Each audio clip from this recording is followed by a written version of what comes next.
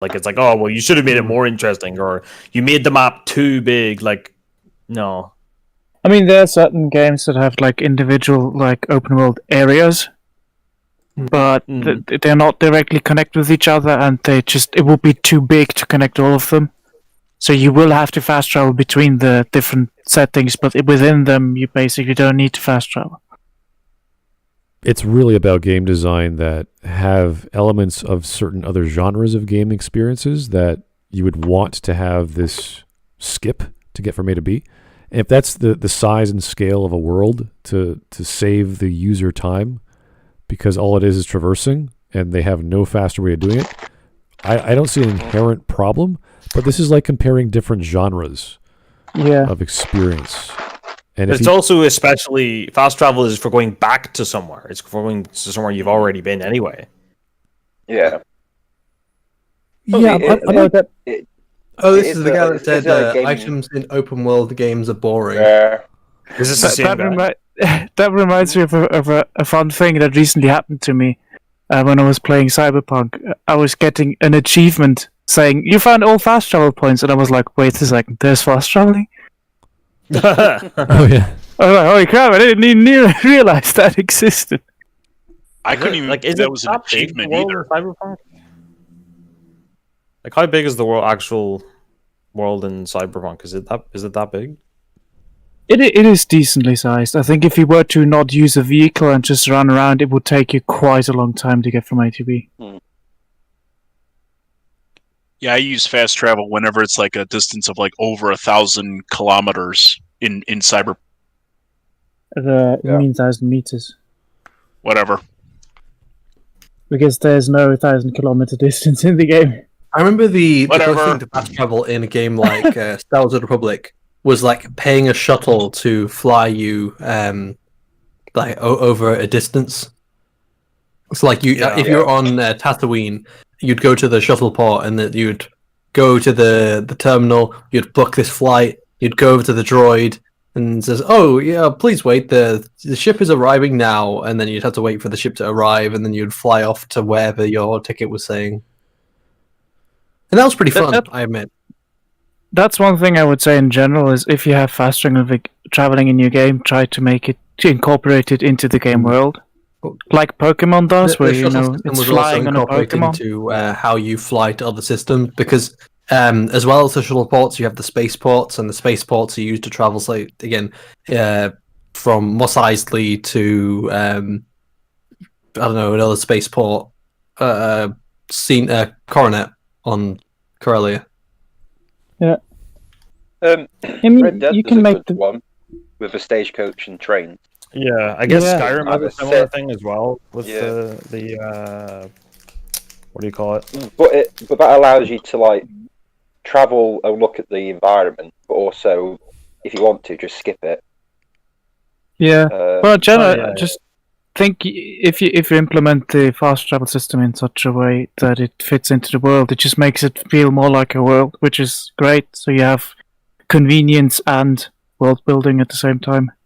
I do think, though, that kind of thing is such a... I'd say it's quite a small detail. You know, it's not going to make or break a game. No, certainly not. But certainly it is neat. Nice. It is nice if it's done. But at the end of the day, functionally, it's pressing a button to get to normally a place. But it's similar like the Sky's loading screens. They're absolutely not necessary, but they're very nice. Yeah. Oh, the Skyrim loading screen. Although the squeezing through a small gap cliche is getting a bit a bit silly at this point. Yeah. Like Fallen Order and stuff has a lot of that. Yeah. All right. Let's get going here. This is a 7-minute video. This is from the user of Razbuten, I believe, and we covered his previous video, and that was, which one was it? Items in open world games are boring. That was Smudcast number 153, and that was okay. I kind of like the arguments therein because he had his own points, but his arguments themselves were taking apart the things that made that kind of game, an open world game, fun. So Did we watch a different video, Smud? Because I thought video was absolutely terrible. well, you see, I like him as a thinker, not as his conclusions, but he's trying to get somewhere, right? And because we're talking about You a should game use fast travel mechanic, to get there quicker. well, yeah, I know, but when we have a game mechanic, The thing is, if you're coming to the conclusion and your thoughts are coming to the conclusion, then there's still a problem with the thinking process to get to conclusion. there are problems, but he's actually thinking things through in some capacity compared to all of our crazier people who have an ending and they work backwards. Like, how did I come here? Oh yeah, I hate it. Let me work backwards. This guy probably went, hey, wait a second. This probably doesn't work too well in my brain. Let me try and think about it. His expression is not the best, but at least he tries. So I like that I attempt. think he just has quite a utopian view of like game design and what can be achieved. Right, like It has to be this way. There's no other way, only my way. Right. You can't have customized games for different kinds of gameplays for the games themselves. like the concept. no He individuality, just straight into nothing that, yeah. unique. It has to be the perfect game. It just doesn't seem. It seems like he just doesn't appreciate like the actual technological limitations of actually making a game. It's And part actually of Also, that. implement- design limitations depending on the game. Yeah, it's exactly. it's part of that, but Like, he would say stuff like this and like the reloading items is of not a boring thing. video. that he likes because Quake 3 was the best. Quake 3 is the hardcorest first-person shooter of all time. Why isn't everything like Quake 3? It's like, oh, guns and reloading. Oh, that slows the action down. It's like, yeah, it does. Yeah. Wait, How- was why- that the same guy as this? Well, no, Yeah. that's just another argument for items. It doesn't matter the implication that someone doesn't like a thing because it does something to his perfect idea of a first-person shooter or a third-person shooter. Like And he doesn't like the Halo shield system, Right. He- The shield But then again, he recharging. doesn't like open world games. He said so in his items in open world games are boring. yeah, he wants the fanfare effect on the chess, and it's just a bunch of items that you've already gotten or whatever. It's like that's that's kind of the point. You don't want to have to go through this stupid cycle of, oh my god, you found some rupees. It's amazing. And yeah, I can't believe he wanted a fanfare for everything to the point where it was in, like, every You step found he a took. chair and a screw and a table It's not even fan. It's not even that, Shiny. It was like, you took a step forward, you took another step forward. Da, da, da, da. It's like even Unzip everything he slide. does. Da, da, da, da. Yeah, like just specifically like that video. It's like, yeah, I agree. Oh, it's a fan. I guess I can pick it up. All right, and then in a game like Fallout 4, I can use this fan for screws because screws have more economic value than fucking anything in Fallout 4. So It's like when you see It's like- see screws and pre-war money, you go like, well, screws it is. well, pre-mod money's shit unless you're going to like a vending machine or some Yeah. store where it actually takes it. Well, yeah. Or you Well, can I literally agree. just burn money while quoting The Dark Knight.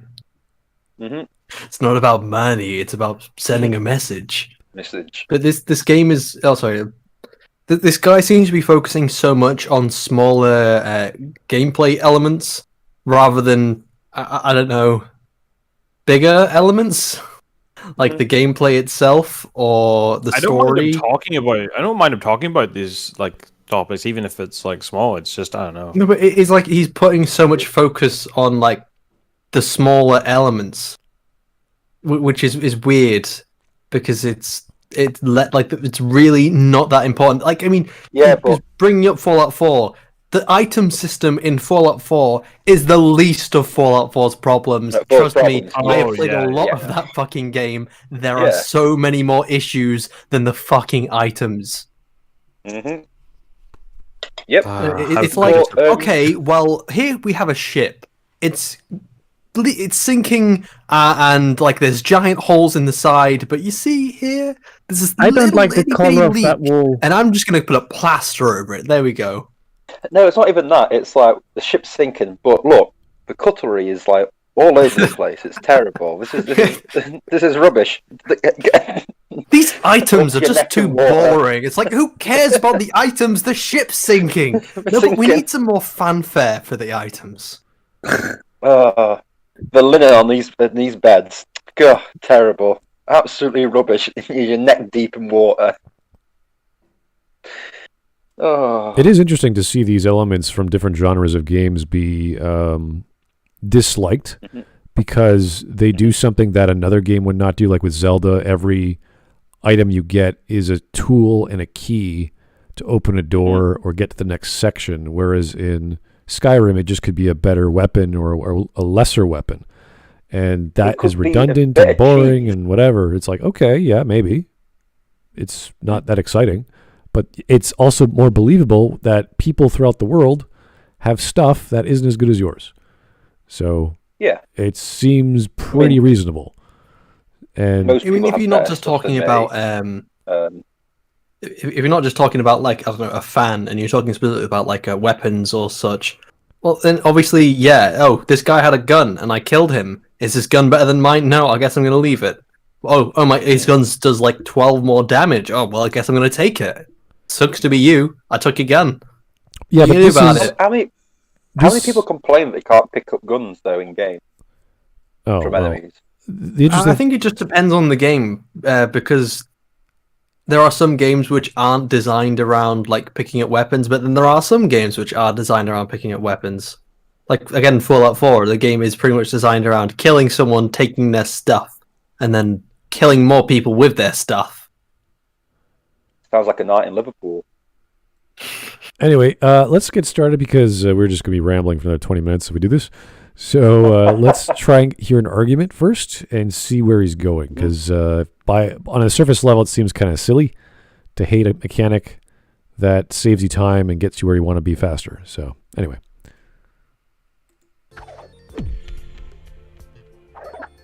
I hate fast travel. It certainly serves a useful function, but it's a feature that's power is easy to overlook and abuse. Fast travel has practically become a given in most open world games, which seems a little backwards because companies market their titles on massive worlds that they then let players move across in an instant with little to no cost or consequence. At its worst, it disconnects players from everything between point A and point B.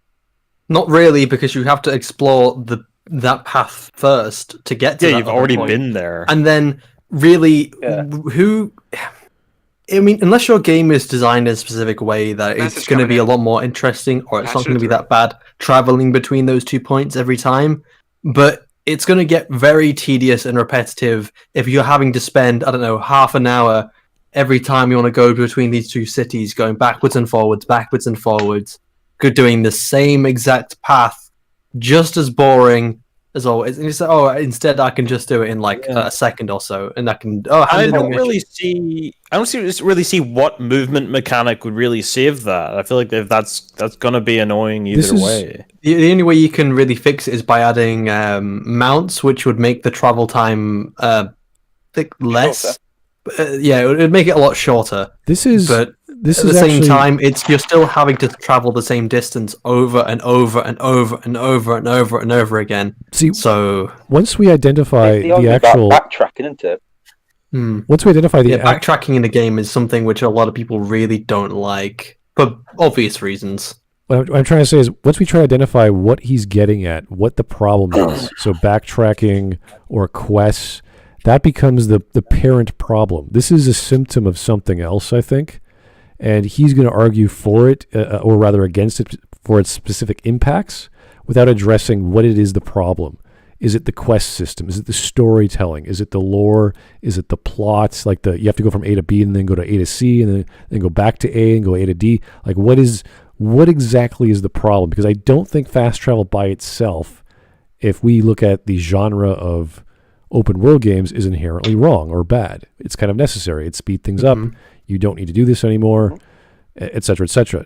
And we look at another genre. Sometimes there is no fast travel, like maybe an MMO online. You have mounts, and you just travel slightly faster than you would if you were walking, and that's about it.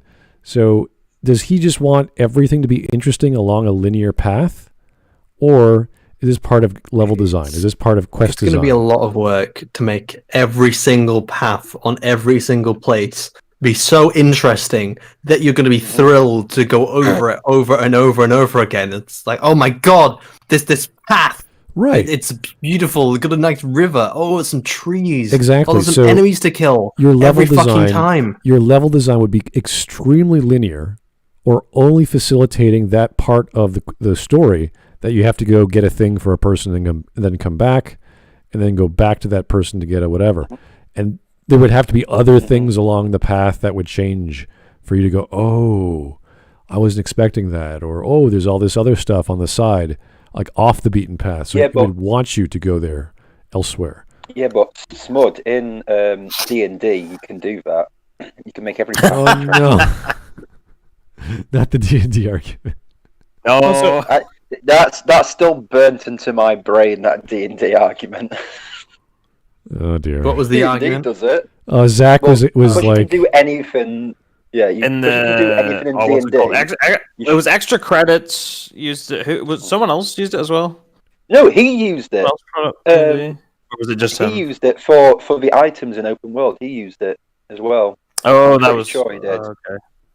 To use D&D, because you can make all items interesting in D&D. Well, he used D&D for how we should organize social media. You know, sorry. You know, there's often items in D&D which are, uninteresting. Some rope. It's rope. Boring. Yeah. Oh, it's a sword. It's just slightly less damage. Oh. But he was actually saying, yeah, but in D&D you can do all this. It's like, yeah, because you're making it up. Someone's making it up, and there's nothing to like. There's no graphics. There's no game design. There's no. You're just literally saying something. So, yeah. Well, he's talking about the delivery of like the DM, or is he talking about like the items themselves? Because the items themselves are items in the books. The items themselves, as in like in a D&D game, you can do anything, and so that's why items in open world games were boring, because you can't do everything with them. Oh, so like in D&D, you can literally use a rope to strangle someone or hang, swing from a roof or anything. But in a game like Fallout 4, it'll literally do nothing. Okay. But I see what you're getting at now. Yeah. Open world games should That's be like an inherent problem of it being a computer game. And then Smud was a bit like, you can't do this. Yeah, because someone does have to program it. Yeah. Okay. Hey, look, in Dungeons and Dragons, you can literally fuck a rope. You can't do that in Fallout 4. What the fuck, game developers? Literally unplayable. Literally, if I can't fuck my rope in this video game, then I'm sorry. I'm out. Well, in this regard, he wants to remove an element, which I'm like, okay. I mean, that could change things if you want to eliminate the concept of getting from A to B instantly or loading a level instantly. But then it's forgetting the reason why fast travel was added in the first place. Possible. I just want to know what he's getting at first. Anyway, let's keep going. Jake, the surgeon. I hate fast travel. Then don't use it, cabbage brain. I know, but then he'll be bored, and then he'll be forced to use it, and then he'll hate himself again. Yeah. Jake the surgeon again. I don't use fast travel to distract from my small pee-pee. Oh, well, that's. I mean, you have your attention directed to whatever you're doing, man. That's you be you. That's how it works. Okay. Shrinking down to menu interactions and distracting players from the vision that developers most likely intended. It takes an expansive, non-linear experience and squeezes it into a tiny hallway where players are no longer on a journey, but rather a quick path to being done. Why do you show Dragon's Now, the obvious counter to everything I just said is to not use it.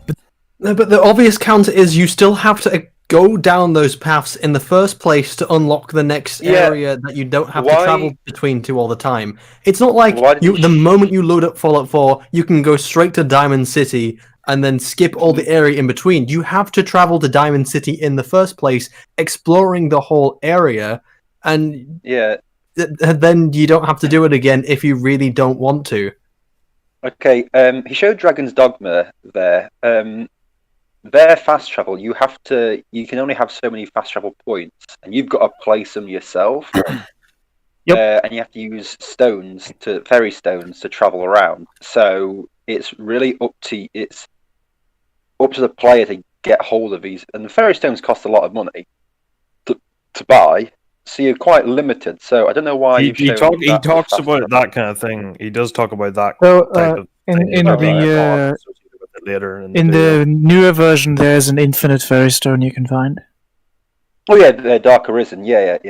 But it's still you've got to find it. It's not given to you. Yeah, but he does go on to talk about that type of thing later in the video. Right. Okay. Also, what I would fast travel where there's a consequence or where you have to pay for it or something, or like something like that. All right. So one thing I also would like to mention. He said that implementing against the intention or the game design. I'm like, well, but the game designers put it in there for a reason. Mm-hmm. I'm not sure if it goes against the game design if they put it in. It's like to say that it's going against the game design itself. It's very context based because it depends on what the context of the game is exactly, and what elements of the game is it ruining specifically. Because it's different for every game, because not every game is 100% the same in its gameplay, even if they're all open world in the same kind of genre. Yeah. So again, an open world game like Fallout will be quite different to I'm trying to think of another open world game but Mad Max, there you go. It's on the screen. Yeah. Or even the fast traveling system in Borderlands or in anything, really. Or even in Star Wars Galaxies, there you go. The traveling system in Star Wars Galaxies is different and has different implications than the systems in Tomb Raider or Mad Max. And from a technical viewpoint, all we're talking about is loading a level. That's all it's doing. It's just saying shutting down all the resources of one level you're in and loading up another. And we call that fast travel because that's the technique of the player going from A to B. But there's no difference between loading a level for a doorway or an ocean. Like, it doesn't make a difference to the computer to process this data. So we conceptualize it as fast travel, but it's just you're loading resources to go from A to B, and that's all it is. So technically there's no difference. Conceptually there's a problem because coming in. I want to know his actual reason, because this could be an argument of genre, this could be an argument of story, of I don't know, the size of level design. It could be many things, so I don't know yet. Here's Jake again. I'm not sure how it would impact the story because it's not anything to do with the writing. Well, if you have a story where you're constantly going from A to B and back to A, that would be monotonous. So if you have a one map or one level map, that would have, you have to go back that's again. Not the writing, though. That's still just the gameplay. That could connect to main plot for quests or quest design. So if you have to travel to whatever city and then back to your homeland and then back to the city, patching it through. You're still traversing the same area. And you could actually eliminate that concept. You can just say, hey, you know what? There is no level. You just go from A to B. And it's still a very, very small open world when you get to B, and a very, very small open world when you get to A, but it's still open world. We just eliminated the entire, the 10-minute car ride you have to take to go to the store to get your groceries or whatever it is. So it depends on the context, of course. So that's why it could be related to story and how that's presented to the player. That's why I want to identify what he's having a problem with. Anyway, a whole bunch of super chats just came in. I don't know what the hell happened, but I don't know. Message coming in. I just got to read these. Patching it through. Jake the Surgeon, I don't use fast travel to distract from my... Oh, I already said that, sorry. Jake the Surgeon, if every time I had to go through Victory Road to make it to the Pokemon League, regardless of game, I'd deep throat a Glock faster than a back alley lady of the night. Wow. Jesus Christ. You take your video games very personally, sir. That's good to hear, but whew. Lots of writers on this Smud stream. Smudcast. 210-505. I know this is off topic, but can people stop compiling every time? Wait, compiling? Compiling every time Nintendo or other company... He means complaining. Patching it through. Nintendo or other company DMCA fan games, if you have talent, make your own game. Now, there are some really cool fan edits and fan games. I remember, was it last month? was it Fire Emblem, some Fire Emblem DS game that a bunch of fans made, which was awesome, which I never got a chance to play, but like these games exist and they're great.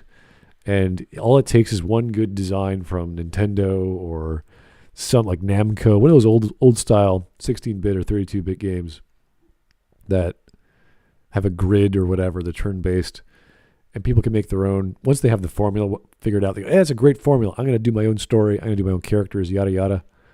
That's awesome. Obviously, there's lots of copyright issues with that.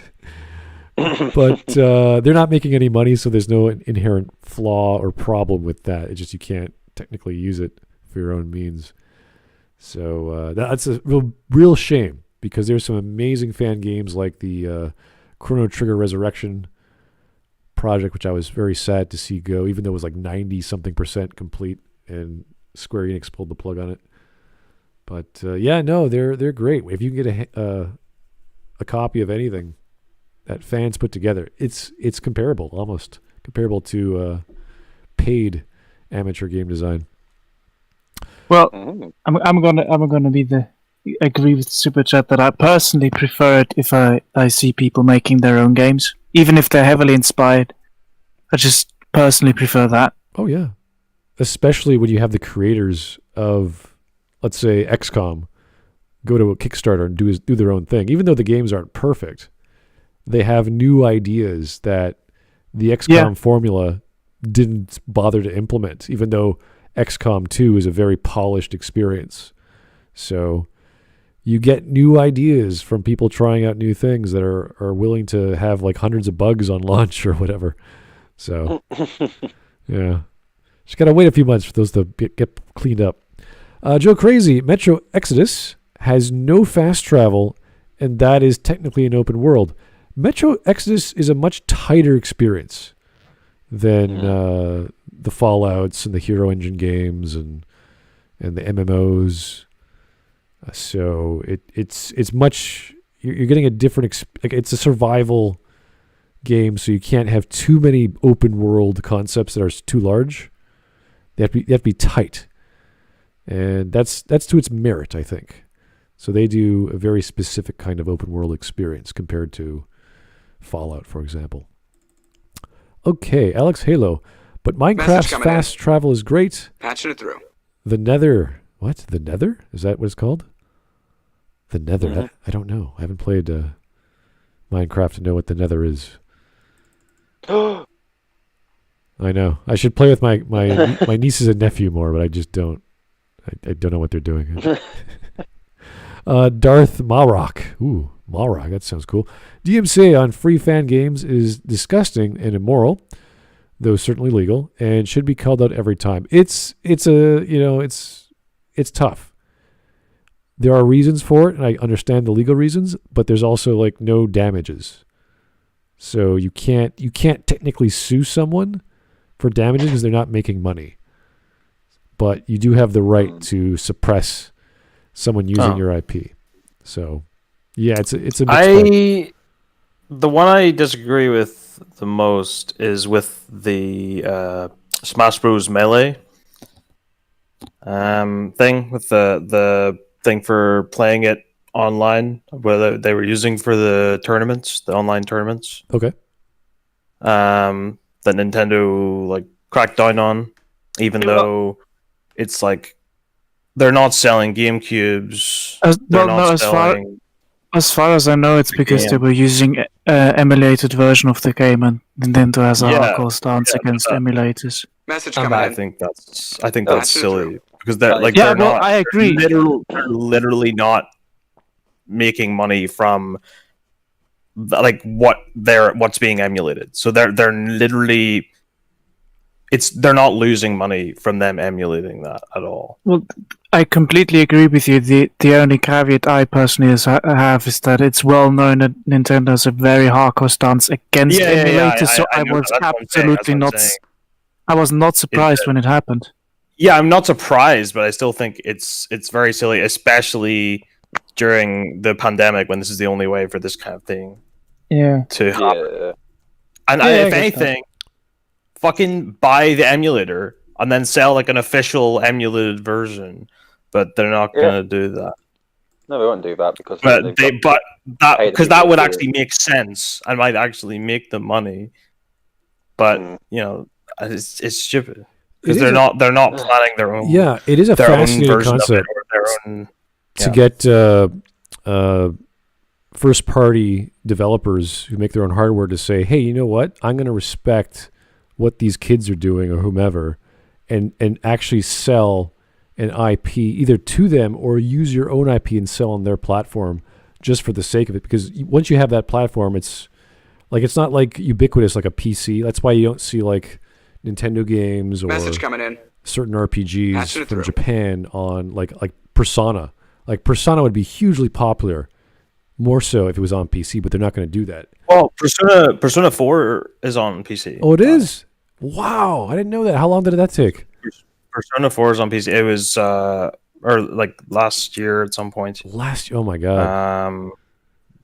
So what they're doing? Yeah, it's Smud pretty. Smud just cancels his stream to get Persona. Well, I love Persona 4. I never played Persona 5 yet, just because I don't have time. But Persona 5 is really, really good. I know it looks amazing. I like the Persona games a lot. Persona games are very good, but I fucking hate them.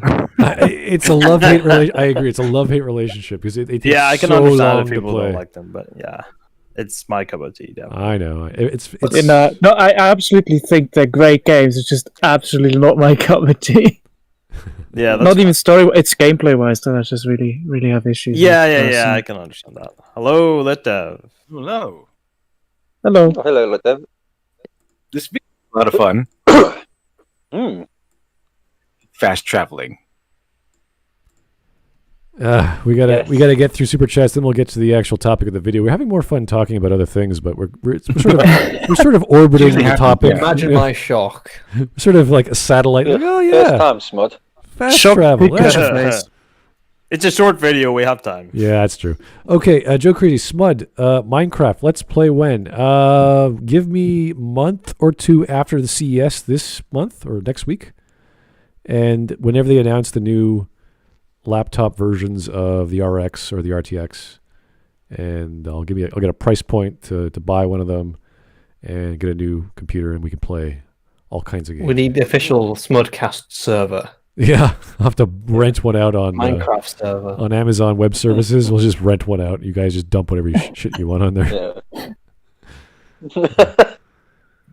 And then we create recessionist state within the server and everything and that. All we do is we create a communist Minecraft utopia. Civil wars in Minecraft and everything. Oh. So what is going to happen is we're going to have an army of clones and an army of cowboys, and we're just going to make them fight each other while me and Glib just stand up on the top, just watching all the destruction. Shani sipping some tea and Glib just downing some whiskey. Oh boy! We should align the society on the lines of the lobsters, and we all be successful. Okay, Alex Halo. Nether looks like hell, and every block you take a step in there is 8 blocks in the overworld, so you can get to places a lot faster. Okay, that is interesting. Yeah. I didn't know that. It's not really an official fast travel system. It's more like a bit of a hack, really.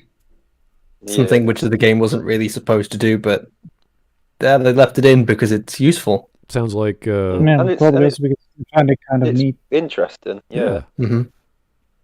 Sounds like Subspace or something. But okay, cool. Yeah. All right, back to what is on the screen. This is Mad Max, I think. Mm-hmm. Okay. Yeah. Yes. That actually leads me to what I hate most about fast travel. In too many titles, it feels unavoidable. And that's mostly because the act of manually traveling to a specific location is pretty boring. The way I see it, there are two major factors that play into this. The first is that a lot of overworld games have no movement mechanics, and the second is that there isn't enough to do when traveling to a specific location. Starting with movement, it's often very basic, and while some games try to throw in free running or vehicles, heading to a destination often just feels like pressing forward. I want to point out, the game GTA, I don't think has fast travel, does it? It's been a long time since I played GTA 5. Believe so. Can you get a taxi? Remember. So You get a taxi, yeah. How That's the equivalent then. But no one fucking uses the taxis. Yeah, but you got to Because sit. driving around is kind of fun. Sometimes you can sit through the entire ride of the taxi, or you can press a button to pay a little bit extra to, speed up the trip of the taxi. Forward, yeah. Apparently, I've honestly never used the taxi, so that's really surprised to me. apparently there's a. But yeah, no one uses fast travel in Grand Theft Auto. Well, apparently there Or uses exists. the taxi system anyway. So it is a thing. You get in a helicopter and your CEO or your assistant CEO just sort of ships you off to wherever you want But to add go. vehicles, there's many things which you can look at, as in, I don't know, mounts in almost any open world game which still has fast travel. Right. Yeah. Also, by the way, traveling does require moving forward. I just thought I'd tell him.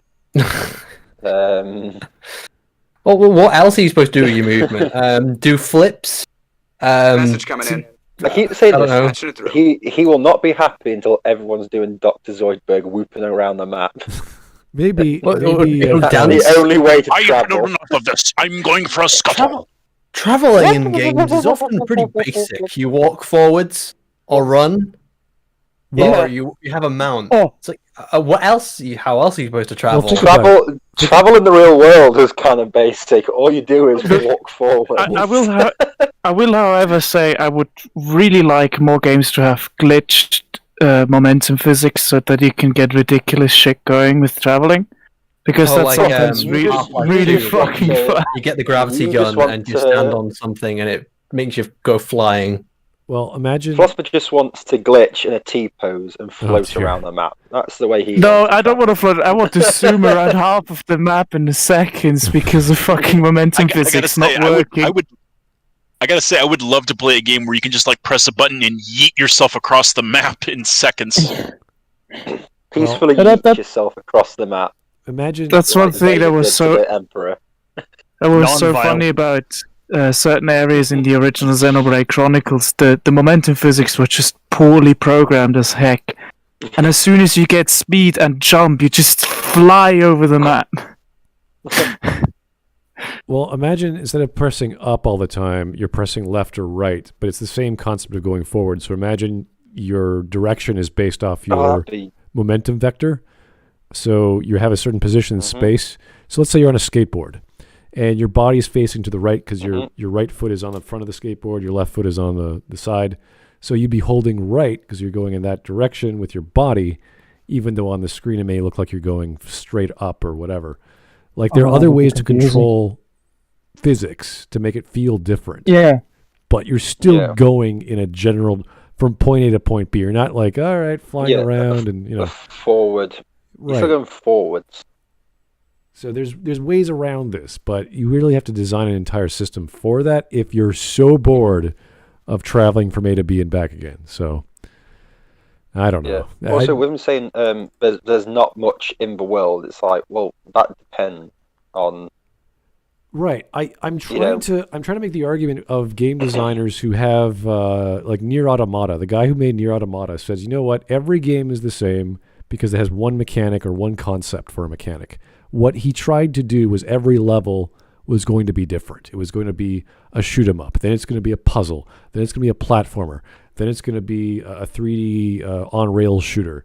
Like he kept mixing things up for his creative because he wanted people to have fun as well as tell a crazy story and other weird things that it came into. So it's pretty much Half-Life 2 at that point. Then you got your boating section. Yeah, you got when your you think car about section. it, when you think about it, it's kind of like that because Half-Life 2 says, you know what?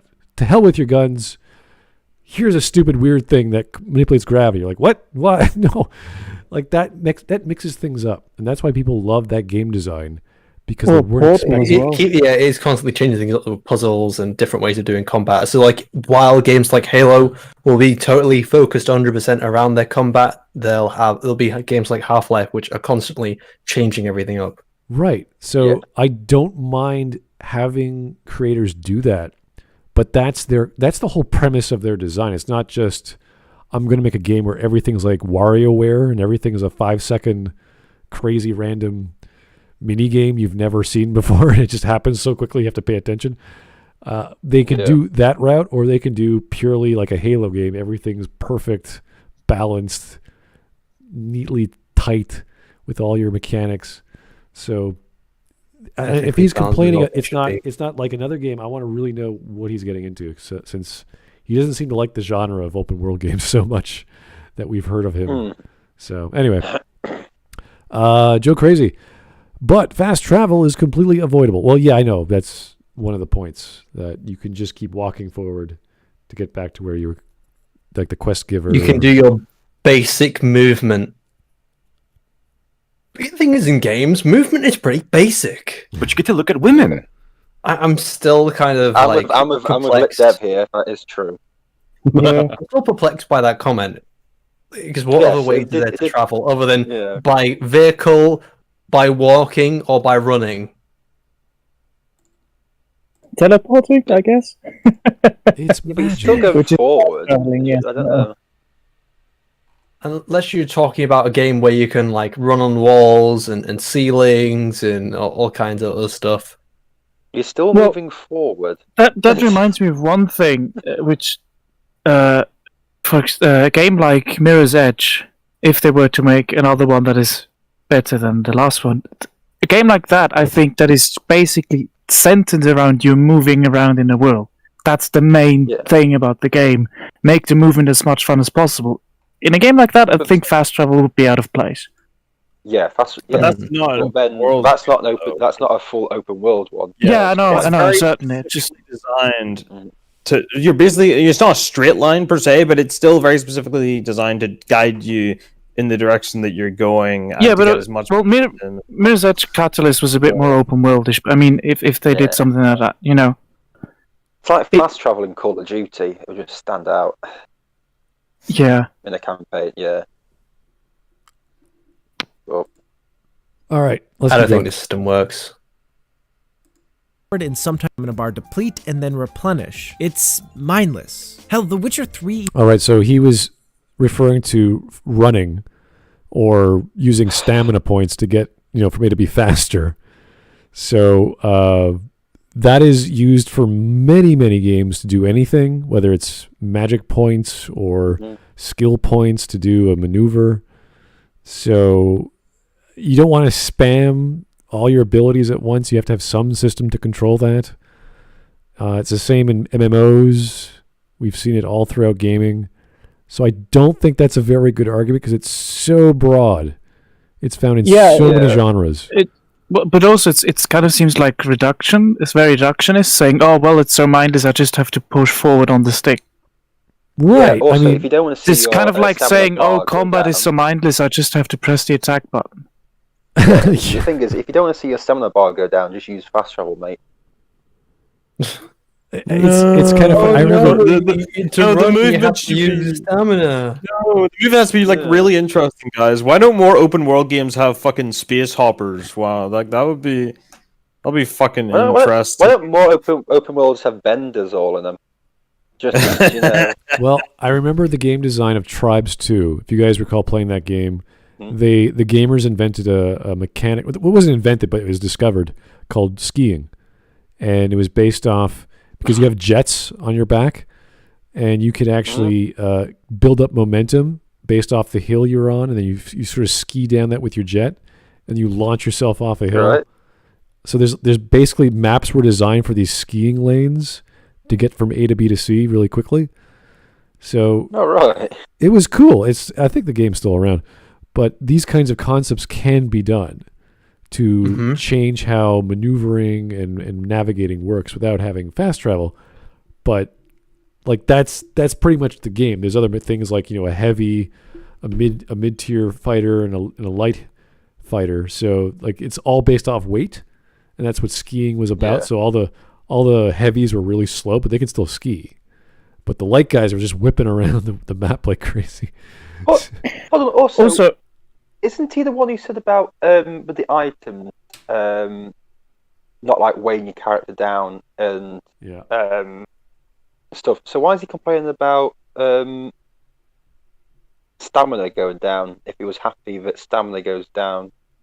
No, I think he's not. I don't think he's really complaining with stamina. He's just saying this is all you have to do. This is the only thing that you're paying attention to at all. It's just boring. He's not really complaining about the mechanic of stamina bars. You know what I mean? Okay. Yeah. I'd say Also- it's really not necessary. Like he keeps having this really weird idea that all games need to be exactly the same. No game can ever have fast travel. There's never an excuse. You can't do it. It ruins it in almost every single. I think it's like no. You need to, in the context of each specific game, you need to tell us why. Because like obviously there are games which you can make, the traveling fucking really fun and awesome. Arkham Knight is a game. I could use the other Arkham games, but Arkham Knight has the best flight mechanics.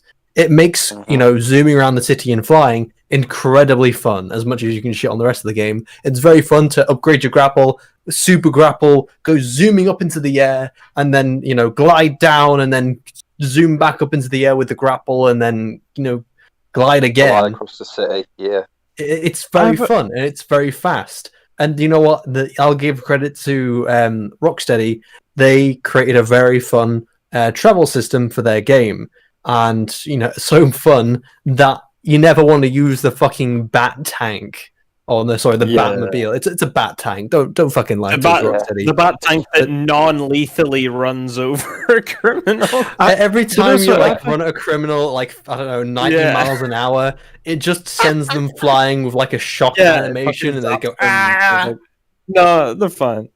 You so much as nudge them. Couldn't you technically make traveling more fun, even with kind of quote-unquote boring traveling mechanics? Couldn't you make it more fun with interesting level design, or maybe even interesting visual design?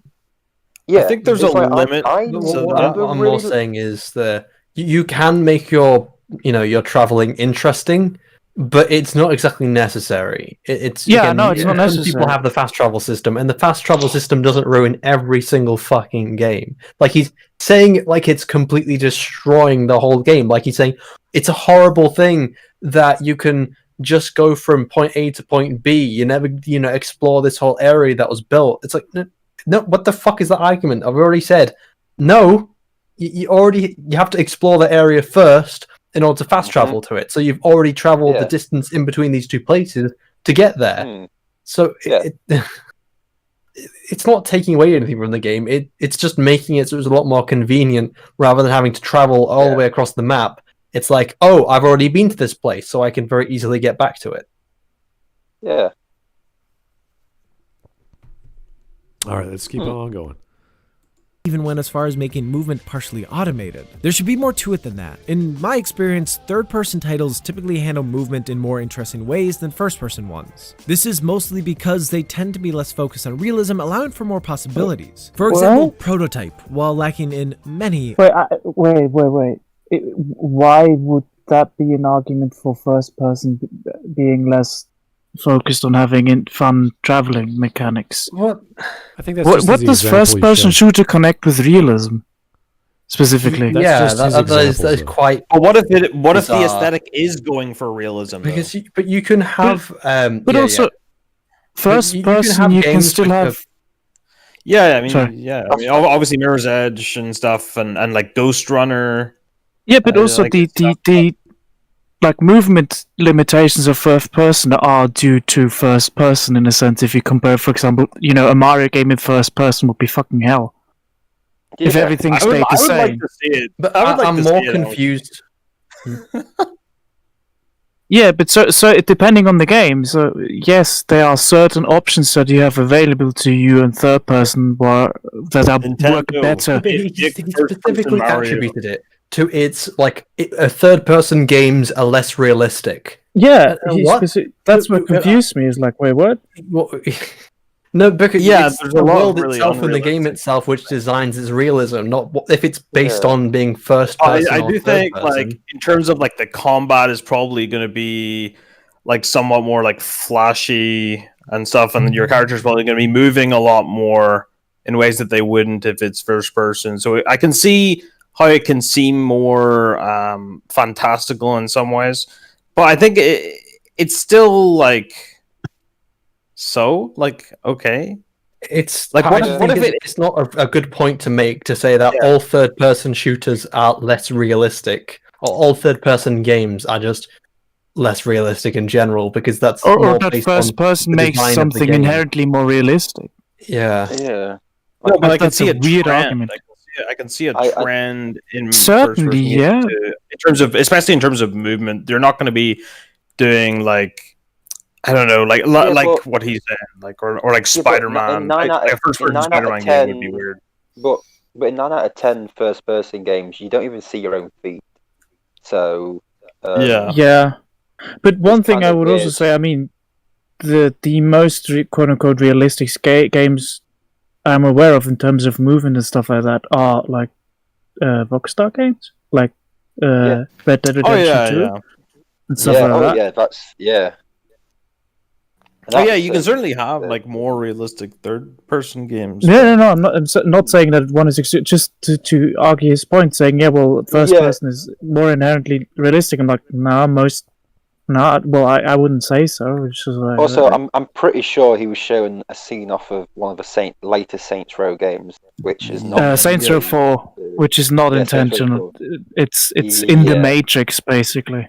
Yeah, exactly. So What is it? What about Saints Row? What? Saints Row Saints Row 4, 4 you is in the basically are in the Matrix, Matrix pretty much. and you are Neo, so you basically have superpowers and shit like that. Right. yeah.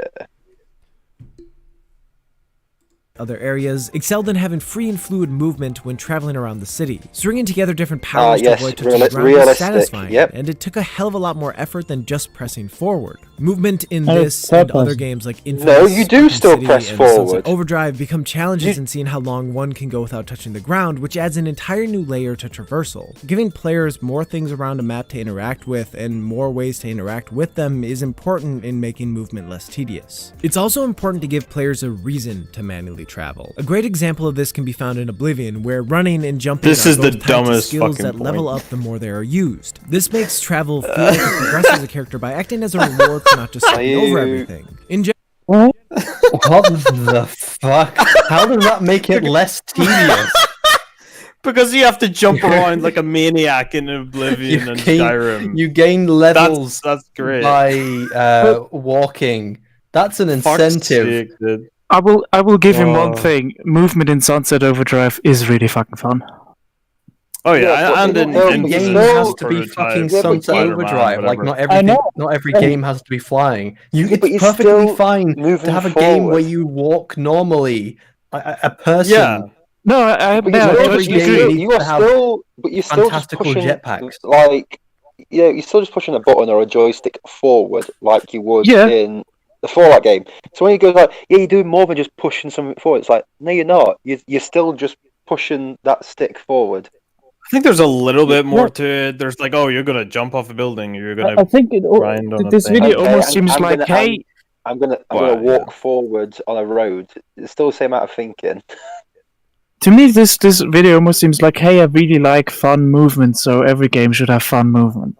Or Yeah. like Yeah. super exciting Yeah, movement. but I'm then like, again, it doesn't need to. Jumping up in the air to get an acrobatic skill isn't, fucking amazing, world class, wonderful. Oh my god!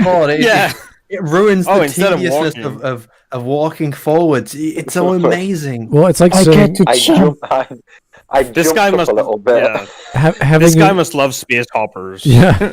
It's like grinding though. You're grinding levels Yeah. by running and walking. You know what people love in video games? Grinding. Yeah, like traveling as Superman is really fun and fast because it's Superman. But when you're not Superman, it's not as fun. You're like, yeah. What I about actually for a suspect game where the context is that I don't know, you're just a person? Like, again, if you're going for a game which is supposed to be, I don't know, a medieval fantasy kind of like realism kind of element, it's like okay, you can't have all these weird flying abilities or jetpacks or grapple hooks or What say there's no about, magic, so you can't go flying up into the sky. Kingdom Come Deliverance is Susie- boring. You know, So is he we're talking saying about like he hates games where you're playing a character in a wheelchair since you can't jump in those? one thing. Just this discussion just made me feel like I would love to see a game, an open world game with similar movement mechanics to Titanfall.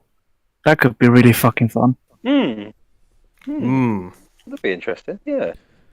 It's properly designed and everything. I'd love You're to see- jumping between buildings and everything. I'd love to see a Gundam game like that. That'd be pretty sick. I think that would be as I've said before, this guy just seems to have a vision how every video game needs to be. All video games need to be like this way. There's no. It's all absolute. Yes. He's a Sith. So what is his ideal game? I guess it's like third person. Every game needs interesting to be like movement. Third person D&D with no fast travel. And Zelda item mechanics. And fanfares for every item. Fanfares for not only every You item, picked but up every a step you take. fan. Every item has to be an exotic that has unique traits that are overpowered as fuck. And But then multiple when uses. everything's super, nothing will be. Yeah. So if every gun in Fallout 4 was an exotic with crazy abilities, then it just ruins the specialness of having You'd see more people use pipe guns just for the shit of it. Just for something different. Well, no, because if you're making all the items the same, then there are no pipe guns anymore. They're all crazy bazookas. Laser rocket. Lazy laser. The lazy laser launcher. Shit, I'll play that weapon. In general, it seems to have giant worlds if moving across them is both joyless and unrewarding. And this leads me into my second point. There isn't enough to do when moving toward a specific destination. I want to be clear, I'm not saying that there aren't a lot of things to do in most open world games, because there certainly are. However, I have two very different mindsets for when I'm exploring versus when I'm traveling. I'm not saying When I'm you're a fucking exploring, retard. Things like checking but out caves, I'm calling you a chilling fucking with locals, retard. and battling forts of enemies are all great times. But when I'm traveling to complete a quest, I have very little interest in doing things that aren't directly going to help me complete that quest. So for a player like me, all of those cool things become a factor. In open world games, the conventional wisdom in making heading to an objective more interesting is to have quick interactions that keep players entertained without slowing them down too much, which plenty of games try to do, but often struggle to pull off. Mad Max does a decent job with this by having different outposts that players can take out from their car, along with random events like dust storms that they need to avoid. The same idea can be seen in pretty much every JRPG ever in the form of random encounters. What winds up being the issue with these examples is like anything else, they start to feel very samey over time. Having a mercenary say, pay a toll or die might be interesting when it first happens, but experiencing it for a second and third time lessens its effectiveness. To avoid players burning out, these events need to be frequent and diverse. This is extremely important to do with games that... Wait, what the fuck are you on about? What are you actually... What... They happen too many times so they get boring, so to solve this, they must be more frequent. And diverse. What is the correct number of possible? Yeah, but what's the correct diverse? What's the correct diversity? What is the correct number of different possible scenarios? Where is this optimum diversity of things that can happen when you're traveling to somewhere?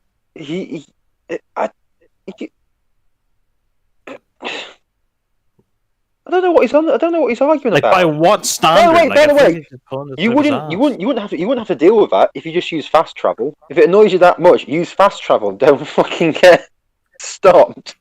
Well done. You have discovered the reason why fast travel is in the game. Hold on. So his entire video is about hating fast travel, but by now a large part of his point is that movement is boring.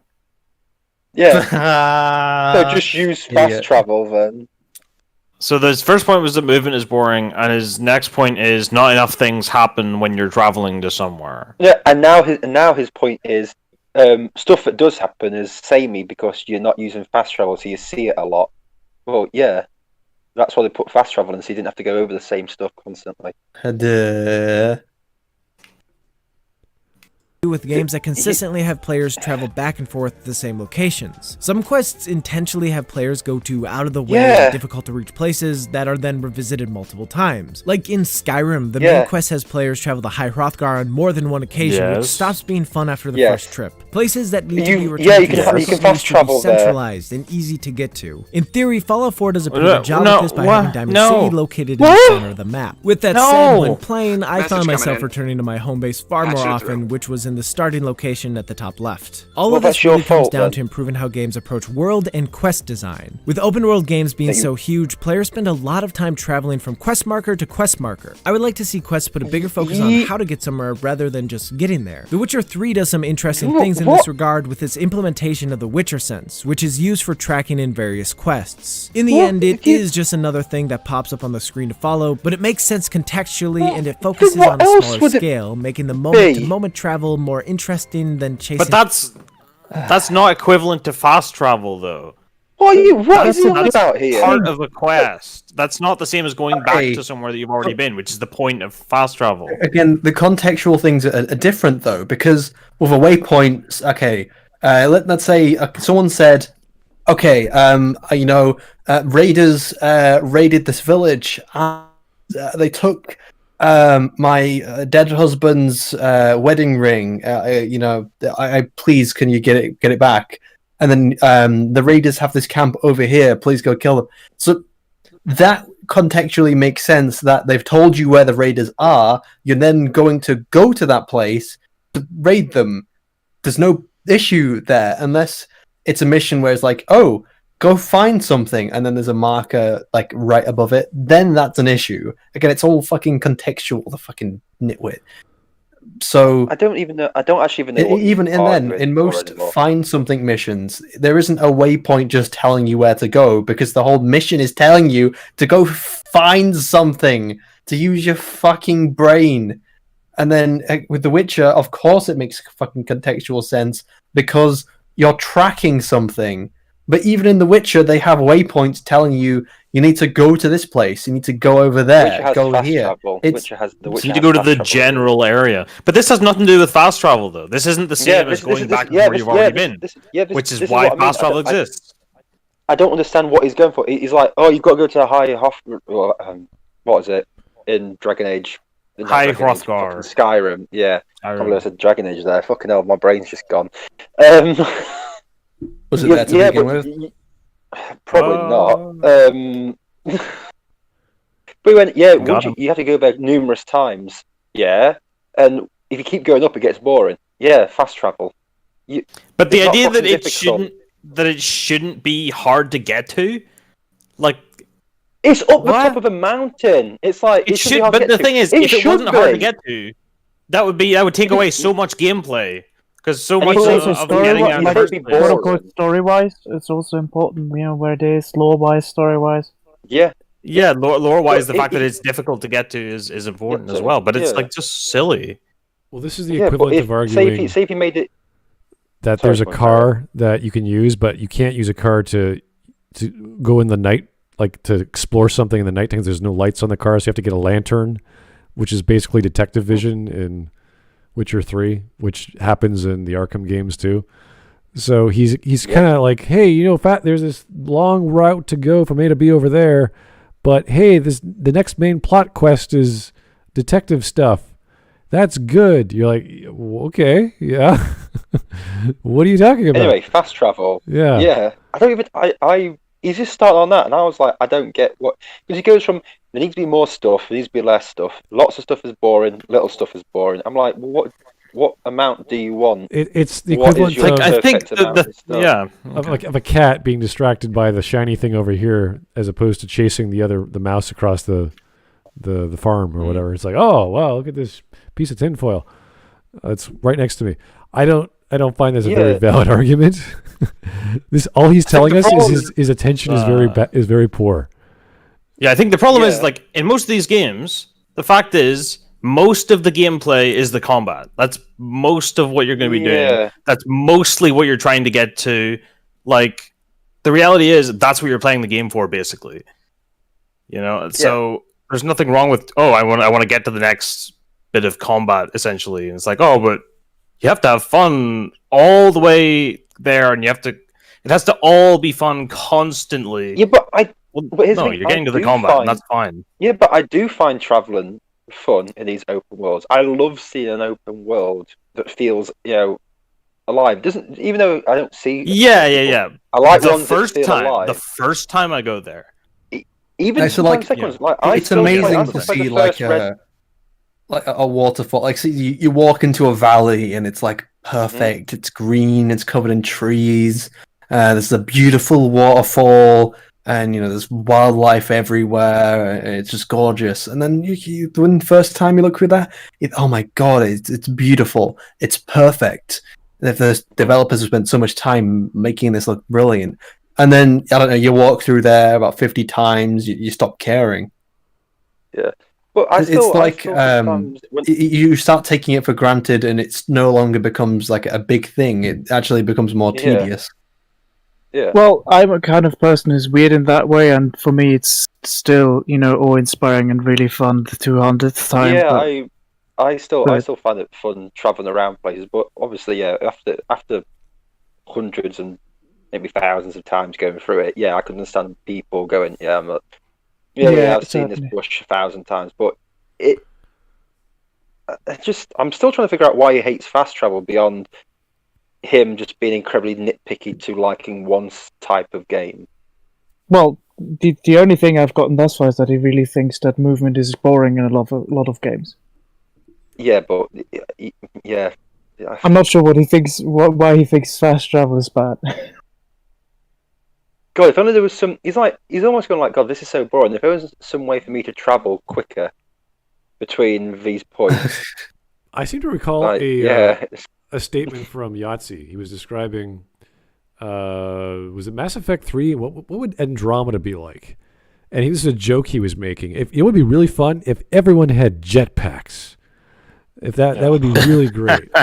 Instead of having a bouncy car or whatever it was he was talking about, it's like, get a jetpack. Mako. That'd be much more fun. It's like, if everyone could fly, that would be really exhilarating. And lateral movement and vertical movement and everything was cool. Yeah, that'd be fun. You're right.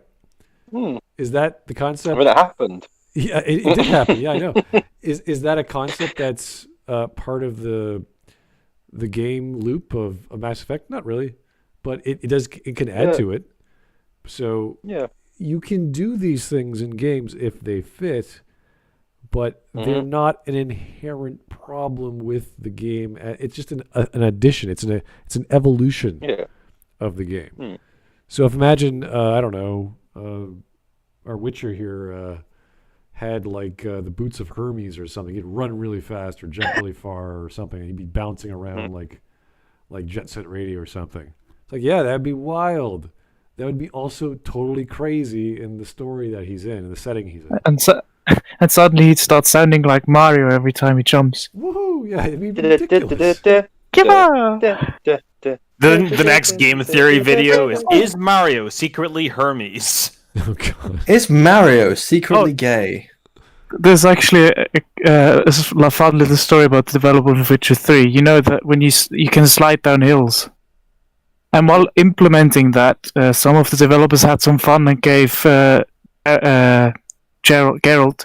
beanie and a snowboard, and they just made a tiny snowboard game.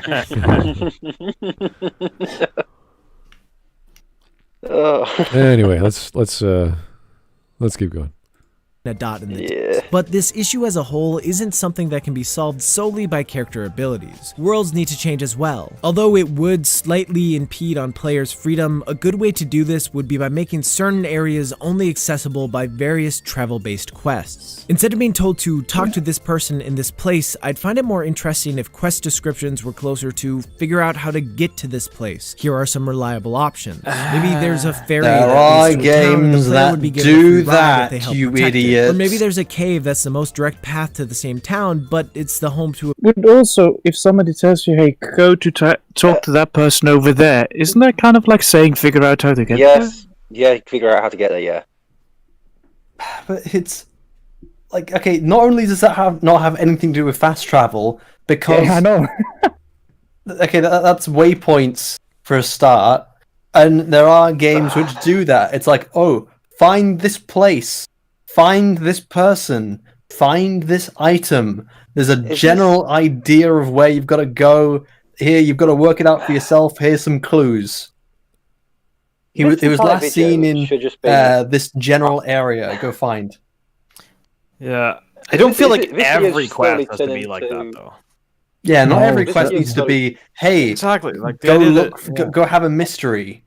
Go everything you have to constantly find it. Like, just give me a waypoint. I don't care. I don't. Go talk to this makes person. Sense. It's like, hey, you need to go to this village to give this message to my cousin. Here's some gold. Please, bugger off. Go send the message. And then you know that the village is this location. So you've got to travel to this location, fighting off bad guys, and then you give the message to the cousin, and he's like, oh thanks. While you're here, there's some bandits that I need you to go fight. Blah blah blah blah. So as long as they, the context of the story is that they would know where the place is. Yeah. The character in the game to have a fucking waypoint.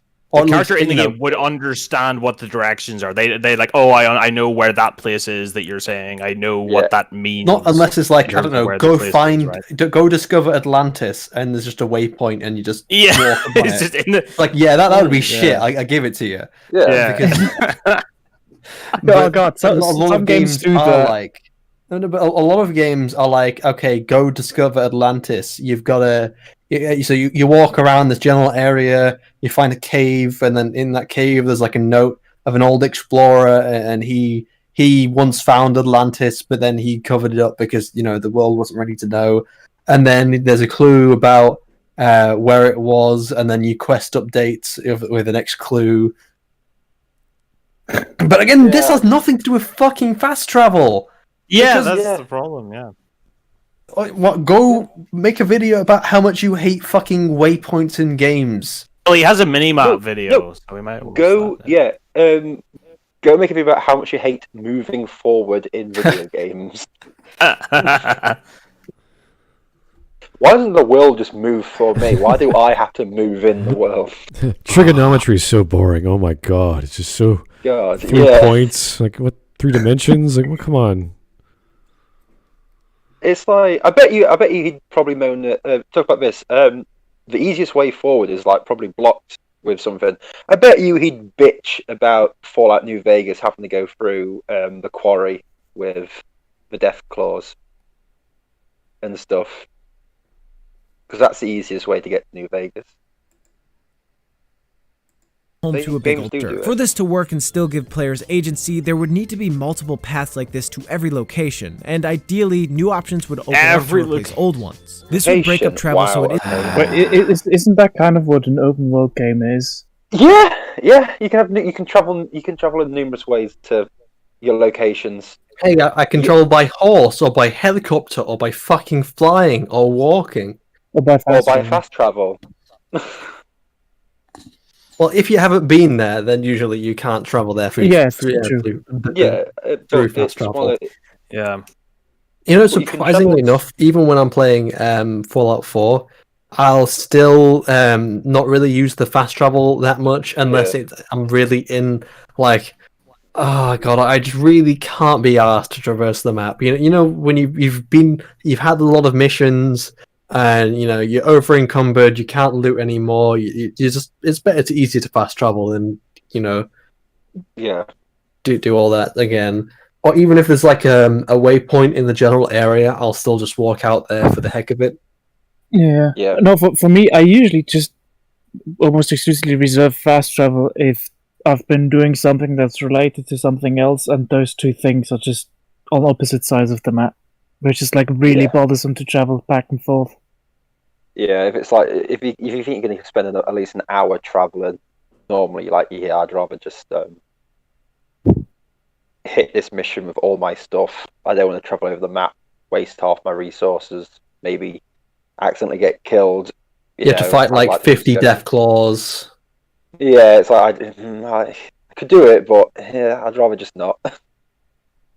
You could do that. You could, but why? Why would you do that? Why'd you do any of that? Yeah.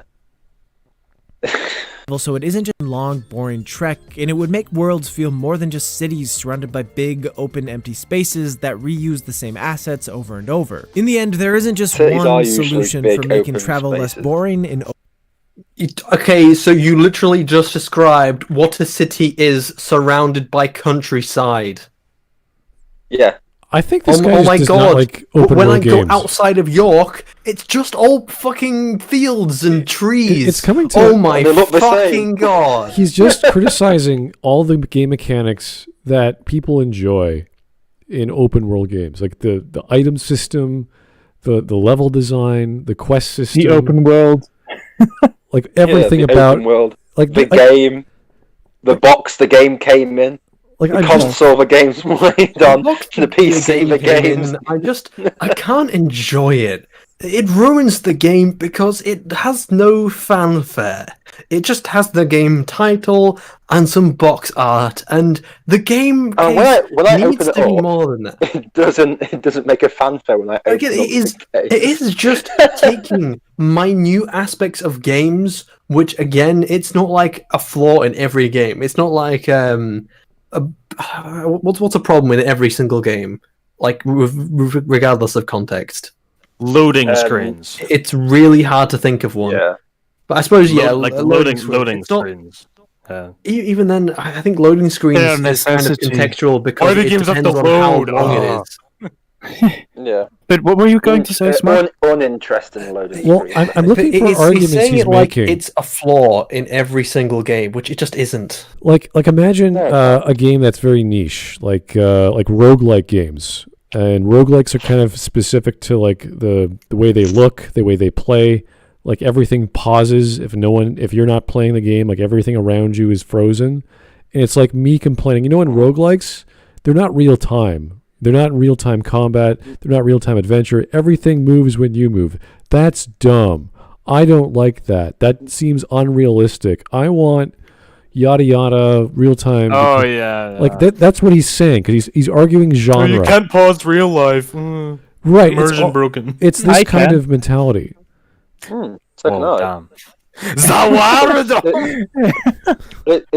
called sleeping. I just imagine all you lot just pause and wait for me to wake up. Well, that's also real fast travel if you sit in a train and sleep. Like everything comes back. How far the Earth has moved in that time. Yeah, everything comes back to genre. Instantly, yeah. Everything he's saying, he starts with fast travel, he goes back, well, then you have to go over here, but then there's this other fun thing that's cool, but it's not in every other part of the game. It's like, dude, it's a big level. There's all kinds of stuff in it. That's the concept of open world. If you don't like certain parts of open world, that's fine. But the concept as a whole works for reasons. And if you start taking elements out, it's no longer as fun. So I also think is this just going to turn into my favorite games where I walk down a straight corridor? Well, this is like wasn't that what his video about Halo was? Where he pretty much just wants all games to be like Quake. Well, that's another. Yeah. Oh God. This is like I'm trying to think in terms of an analogy with a buffet, because a buffet has everything in it, right? It's got all kinds of food, all kinds of temperatures. Yes. You eat as much as you want. Not everyone is going to like every single thing in that buffet. And an open world game has all kinds of stuff. Skyrim has all kinds of fantasy elements that I don't give a shit about vampires or werewolves or whatever. But I really like dwarves, or I really like golems, or, like you can go do those things. And that's the great part of it. Yeah. And I want to get there as fast as possible. And to get there as fast as possible, I want to use fast travel and then experience what I want to experience. And this guy's like, there's these, like 90% of this thing is shit. But, there's this detective mode that I like from Arkham. Well, you know what? Geralt has it. Therefore, I like it. I'm going to talk about it now. And I wish fast travel. All games need to have a detective system, Yeah. like Batman, Arkham Knight. Because I liked it in this game, it needs to be in every single fucking game. Yeah. Yeah, another thing, does it seem like he's kind of a little bit ADD? Like a little bit like there has to be constant stimulation all the time. There could never just be, I'm just traveling. I'm just traveling. I'm just walking to somewhere. It has to be a certain type. It has to be a certain type of thing, though. it's like, oh, I like being. Oh, this I get robbed by a bandit. Yeah, but like if I get robbed by a bandit like 3 times, Oh, yeah, it's kind of that'd be boring. It's boring, like, but- wait, It's what like, do you mean well- it's boring? It might be fun. Like, I don't mind sometimes in a game like Skyrim, if I'm just walking to a town and not that much happens. I'm not going to be like, no, I'm so bored. Like, I'm just be like, no, I'm just chilling. In Skyrim, if I walk into a town and nothing happens, I'm Fine. like, oh, thank God. Thank God, I can just like relax for 5 seconds. I've got a fucking dragon coming down and killing half the fucking villagers before I sell something. Every time you walk into a Put my village, feet something up. insane has to happen. There's a dragon that comes down in every single village. Every time you take a step, there has to be a nuclear explosion that goes off in the distance. And there needs to be more fanfare. Your Don't forget character the be a fanfare. nervous. Your character be a nervous wreck. We kind of You take just- the bag of a every panic time you attack step every single time. Every time you step forward, a nuke just goes off. With max space. With max space and everything. Yeah, it's like just your characters just hide me on a rock like every 20 seconds. Someone Every in chat 2 said, minutes, the random chance you could explode, and this keeps things interesting, or it makes things fucking irritating. Like a random chance you just explode. It's like, oh well, it makes things interesting. That would be great But feature for a horror fucking game. You know what this logic's also like? It's like saying that the saving system needs, like, you can never have automatic saving. You can never have manual saves. You can't do this. You can't do that. It's random saving. You don't know where you're saved. But it's because could be 5 minutes ago. Could be before the start, and you press start. Who knows? Sometimes in a game like Alien Isolation, for instance, it works so much better to not have automatic saves and to have manual saves. For I don't know, other games, it makes sense that you have auto saves because it's really infuriating if all of a sudden your game crashes or I don't know, anything happens and all of a sudden you lose your stuff or I don't know, you just die in general and then you have to go back to the beginning of the level. Because, even in Isolation, there are levels which there's huge areas between save points and it gets really fucking frustrating. And to say that, you can never have automatic saves in a game. You never. It ruins it in every single instance, in every context. It's like, no, it depends on the context of the fucking game, on if it works or not in that game, if it makes improvements or not. How are you looking at games like this? How would you look at games as all games are the exact same thing and all rules apply to all games? I wouldn't even say all rules apply to every fucking genre of TV because there are different rules which you have for sci-fi as you do for fantasy or you do for a rom-com or anything, really. Yeah. Every single film needs to have a superhero guy who's got super strength and can fly, even if it doesn't make fucking sense of the context of the film itself. It just has to have it because that's what makes it more interesting to him. As long as he's not moving forward. I missed a super chat. I was so focused on figuring out this guy's argument. Joe Crazy. I actually kind of like the Mad Max game. Unfortunately, it has no Mel Gibson. Oh. Well, I don't know if they could hire him still to do voice acting for Mad Max. Yeah, that's an unfortunate part of it. Actually, it's based off of the Tom Hardy Mel Gibson. Tom Hardy Mad Max. Tom Hardy Mel Gibson. That's what it was. Oh, the voiceover. The Tom Hardy Mel Gibson. I want to actually know what that looks like. It's so obvious. I don't know if you guys saw Fury Road, but it's so obvious the voiceover of the main character. It's like, oh yeah, those are dubbed over. You could tell. Is it VDR or DVR? That's the term. I can't remember. Anyway. Yeah. We got less than a minute. No, we got more than a minute actually in this flick. That was. I think it's DVR. By the way. DVR. Yeah, by the way, this is a stupid video, and I swear to God, if in the comments people go, "Yeah, but it's just a jokey video. You're not meant to take it seriously." Yeah, well, So that's always the defense. It's just a joke.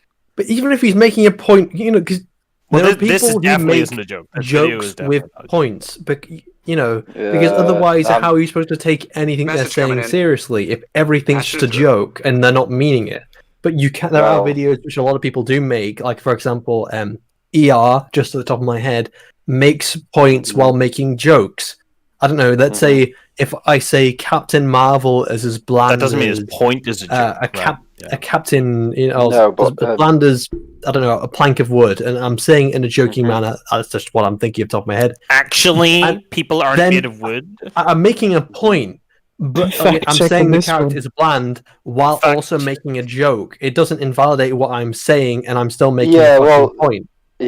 Yeah, I know, but what I tend to find is most people go like, "It's a joke." Only say that after people have disagreed with the video. If people agreed with it, it's not a joke, and it's quite clear that anybody who uses the phrase "lol joking," don't take it seriously. It wasn't made originally to be a joke, because if you have to explain to people that it's a joke, it's not a joke. I don't agree with that. It's just a bad joke.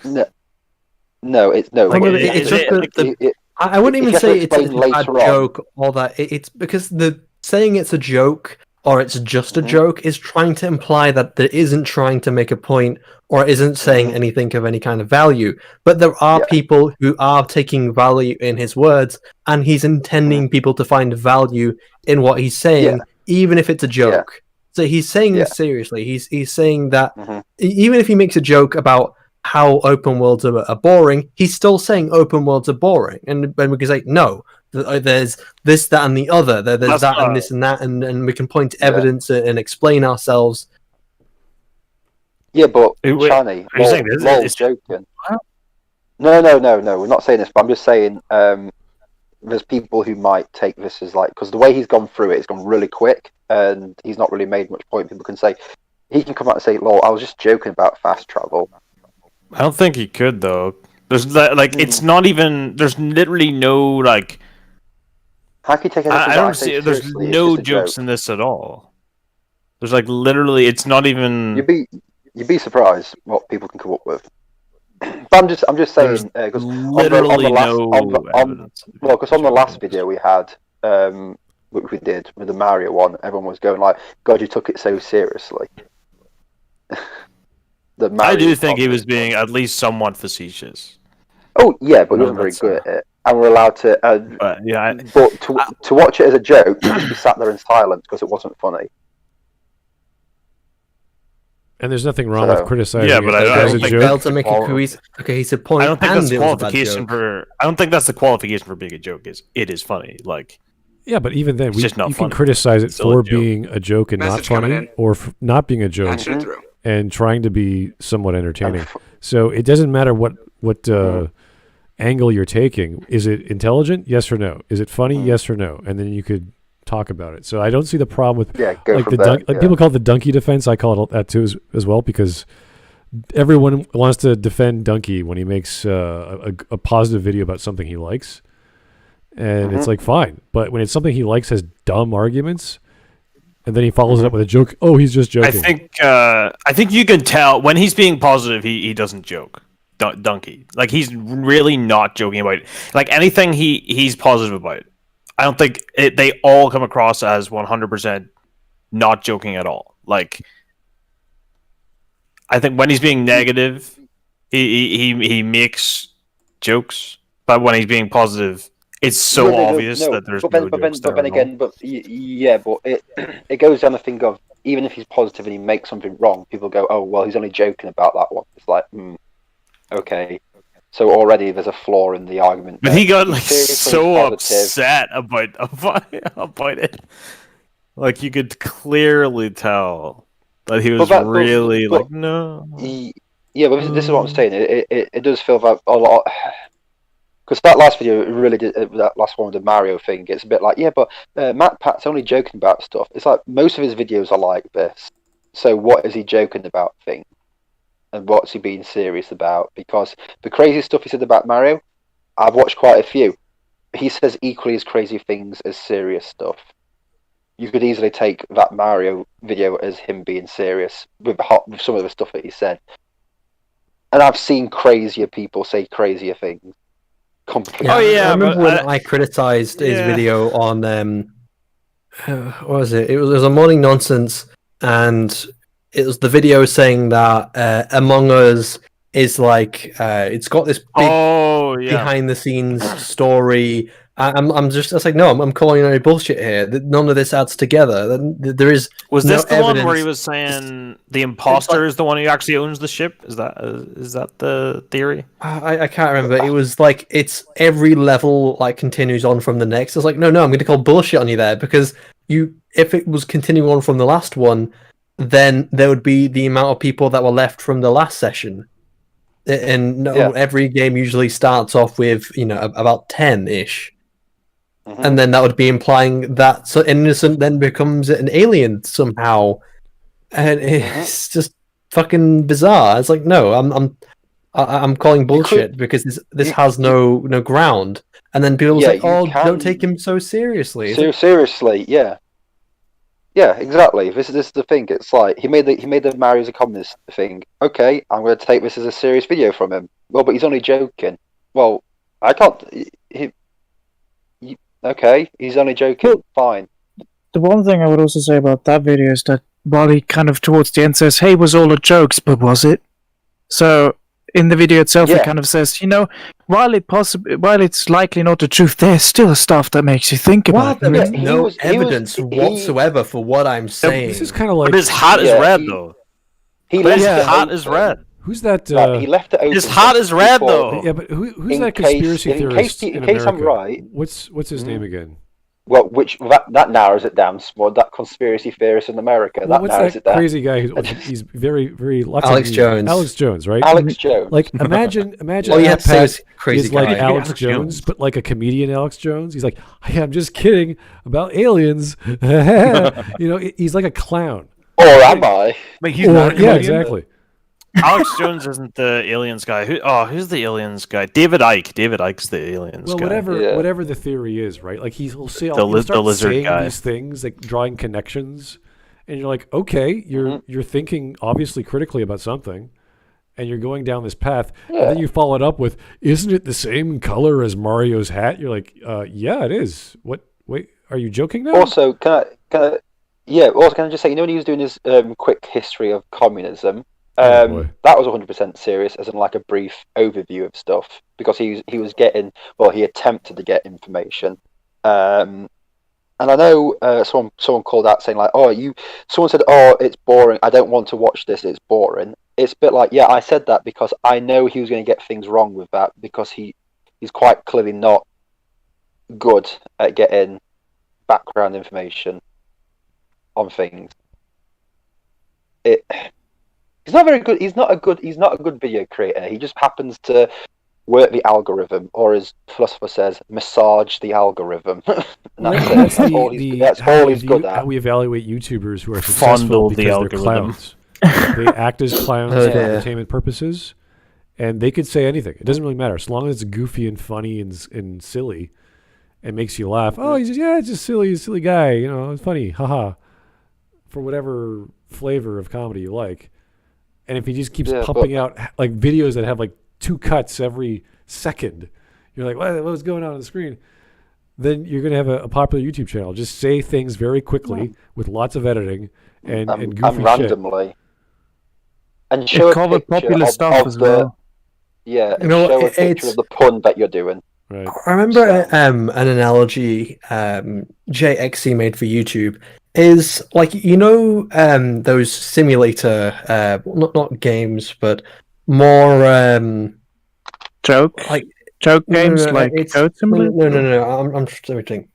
It's like natural selection simulators where it will randomize traits and it will throw them out there, and then it'll copy the best one that the one that did the best, and then it'll take it back and it will change it up again, making random changes. And it will throw it out there, and then the one that does best will take it back. And that is what a lot of like really big channels do on YouTube. They take they throw random things out there, and then the things which get a lot of views, they'll take back. they'll edit it slightly, and they'll throw it out there again, and then whatever does the best, they'll take it back again and keep doing it over and over and over again, rinse and repeat. And it'll just be doing absolutely fucking anything, even if it is batshit insane. If it doesn't make any kind of logical sense, they'll just keep coming back, throwing it out there, one that does best, copy that, change it up a little bit, throw it out there, and over and over and over again. I think that's what definitely happened with game theory. It's like, oh, we threw it out there and it was amazing, and then we just keep doing it for views rather than making any kind of logical, coherent sense. Yeah. I mean, like I say, I've seen some of his other Mario videos, and they're equally as insane as his Mario as a communist video. But no, the Mario was a psychopath video. The one he really got shit on was his For Honor video, where he talked about which army would win and just displayed his massive lack of historical knowledge. Yeah.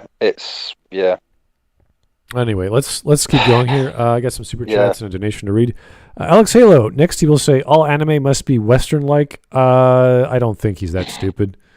I think his knowledge is focused. Well, I think he'll still say like all anime needs to be the same, all films need to be the same, all everything needs to be the same. Why does this anime not have a tsundere? 0 out of 10. All anime is better when you fucking nuke it. Where's my big titty dragon maid GF? This anime sucks. Yeah. Okay. Kyle Rocket. Everyone knows that if you have a joke, there is no joke. Joker. What? Yeah, if you have to explain the joke, there is no joke from Mad Love, which is a pretty good episode of Batman the Animated Series. Oh, no, the new Batman Adventures. No. There's so many Batman series. Well, there's the new Adventures is just an extension of Batman. Like, it's an extension of the old series. But I thought I just mentioned because people might go. Who are we kidding? The new Batman Adventures is pretty much just the animated series. It is, yeah. It is. It's exactly the same. Don't lie to me. Don't fucking lie to my face. All right. I'm not lying to your face. I'm agreeing with you. Here is Fred Manareki's donation. Thank you, sir. Watch out for Mr. Jones. He'll eat your ass. What? That's Jones once said that on his show. I'll eat your ass. I'm a human. Yeah, because he thought if there ever was a apocalypse, he'd eat his neighbor. Okay. I'll eat your ass. I'll eat your ass. All right, let's get back to open world games that have problems in them, because I'm losing the topic here. So. An open world game, I'll eat your ass. Oh no.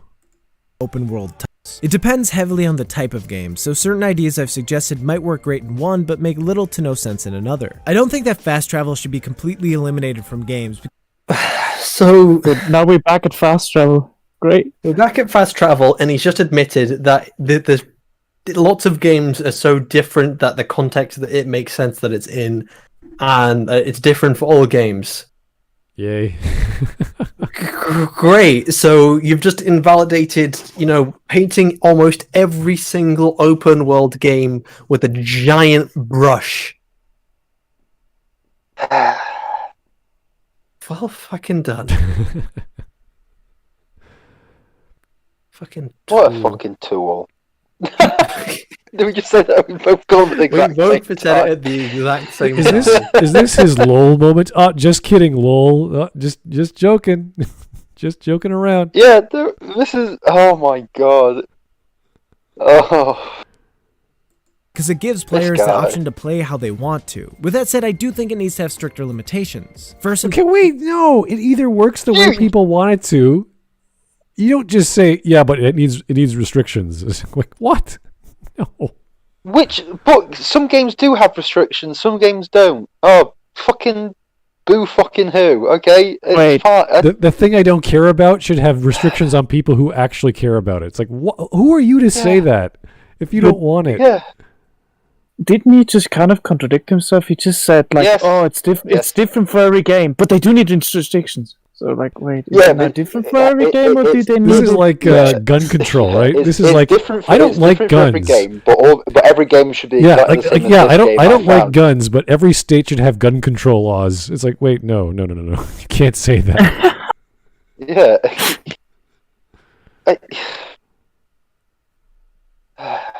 Carry on. Foremost, there should really be an in-game reason that explains why fast travel is possible. It could be magic, it could be a train, just anything other than it being a spot that has already been visited. You know, Yeah. That's what a lot of fast travel games do. And even if you go to a game like Skyrim or Fallout 4, do you know what the thing is? You're walking there. It's not a literal teleportation in Fallout 4 and Skyrim. Time actually changes. Yeah. It's just the time changes when you're walking. So in continuity, you are just walking from one place to another. It's like, does this guy watch movies and think, how did this character get to here? We didn't see how they got here. Oh, immersion broke. I did not see him open the door. I did not see this character physically travel from this place to the next place in the next scene. This reminds me of another mechanic. Yeah. I don't know if you guys have played certain D&D style games where you have a camping mechanic, and while you camp, so it's like it's assumed to be 8 hours, but while you camp, you can get woken up and attacked while you're sleeping. I think Kingmaker does a few examples of that where you are on the map or whether you're in a level and all of a sudden you've been ambushed. But part of that mechanic as well is you could assign people to watch out. So in case that happens, you're ready or you're well rested or whatever. So it's the same, like he's just going into the detail of something without describing why it's a bad thing. But then he'll say, well, you know what, every game should have a sleeping mechanic where, if you're not prepared to sleep. So he's going back to like there's stats. If you only had stats for like this mechanic, it'd be fine. Or if only you had like waypoints, that'd be fine. It's like, no. Every game can do whatever they feel is right for their design and for the gamers who like that genre. You can't assign it to every single non-D&D game or whatever. It's as long as it works well for the game design, they can do whatever the hell they want. It's all about improving the game design. And it's, again, it's the contextual thing of, okay, does this improve or does it take away? And a lot of games, most competent game developers will look at something like fast travel. Does it add to the game or does it take away from the game? It depends on the context. Yeah. Because sometimes, you can't make a game which is impossibly fantastically interesting. Every single step you take is absolutely fantastical. The environments are amazing. It's just so fantastic that you travel from one location to the other. You can't have that expectation on every single game. Sometimes a game is going to have to, not be able to have jetpacks or wall run or this or that or flying or this or vehicles or cars or horses or whatever. You can't have those in every game. I mean, it sounds like he just doesn't like open world games, really. It just sounds like he's not a fan of that type of game. It sounds like he just prefers things that just have like levels and things, where it's all action within this like level. You're constantly doing stuff, and then it ends, and then you go into the next thing basically immediately. Yeah. That sounds like what the kind of thing that he probably plays and enjoys. Yeah, to me, the thing is as well, it's like he wants all these things, and it's like. Even in the real world, traveling isn't that exciting, and loads of things can happen in the real world, like that are unexpected. Yeah, it's like so. In video games, there's a lot of limitations in video games. So, funnily enough, one of the things which I noticed is that in every video game, what you do is you constantly run everywhere. You don't do that in real life. So, if you actually did I don't know, if I spend 10 minutes walking down to Tesco's, that would be fucking terrible in a video game. Walking down technically such a short distance, walking down a road for about 10 minutes and then walking 10 minutes back, it would be horrific. So that's why a lot of people run, the distance in a video game, which you just wouldn't do in real life. Could you imagine seeing somebody running like Commander Shepard in the streets? It'd be fucking terrifying. You think there's something wrong with somebody. Or like how people run in GTA, because I was actually thinking more along the lines of how everyone's sprinting and running about, especially with like the way they run in GTA, which is like they have constipation or something. Yeah, it's really, really weird. It's like if you saw anybody move like they do in a video game, you'd be like, "Sir, you having a stroke or something? Do you need me to call an ambulance?" I mean, I would love to see people running and jumping around like Mario. That would be fun. No, every time you see someone jump, you just see like a line of text going, "Athletic skill increased."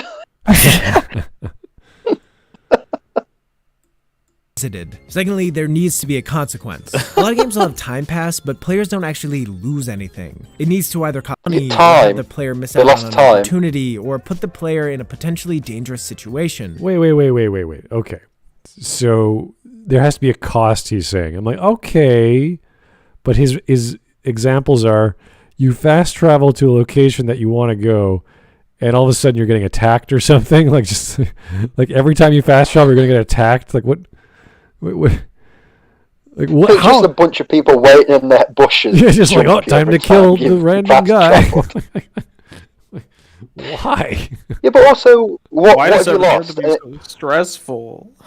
Yeah, but here's the thing: it's like you travel somewhere and you lose time. Yeah, but that's not good enough. You need to lose something. Yeah, time. If you have to travel somewhere, it's for the exact same amount you would lose if you were walking there. Okay. Yeah. So they're just elongated loading times. You need to lose health whenever you fast travel. You need to be fucking stabbing yourself in the balls. You have got to be crawling, blooded and bruised, I just want to your location. I just want to play the game. I just want to do the quest. Yes. I want to do the quest with the help. It's alright, Dolphus. Don't worry. It's okay. It's okay. I just want to do the quest. Just let it out. Just let it out. Don't worry. Why? Does he want to hurt me? I'm all for conflict in stories, but this is a game mechanic. It's like every time you buy an item, there has to be a consequence. Every time you equip an item, there has to be a consequence. It's like, okay, we get it. It's like what Shiny said. Literally every step you take, there's a nuclear explosion somewhere. No, you're just like, what? Oh god. The game tells you there's like 20 children that die. The nuke hit the children's hospital.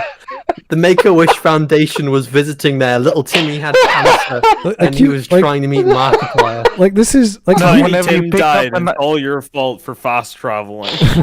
or whenever you pick up an item, there's a pop-up that says the universe will remember that. Oh my god! Like, remember how it's like you pick up a fan and it just says 20 children in Zimbabwe die in car crash or something. You're just like, Jesus. Just like, don't touch anything. Like this is every time you use fast travel, you can apply a child in Africa dies. Apply this to any game mechanic that is kind of gamey, like eating items or eating food in Skyrim or whatever, and it gets you health back really quickly. Like he can make the argument that okay, it doesn't really take 2 seconds to eat a hot dog, right?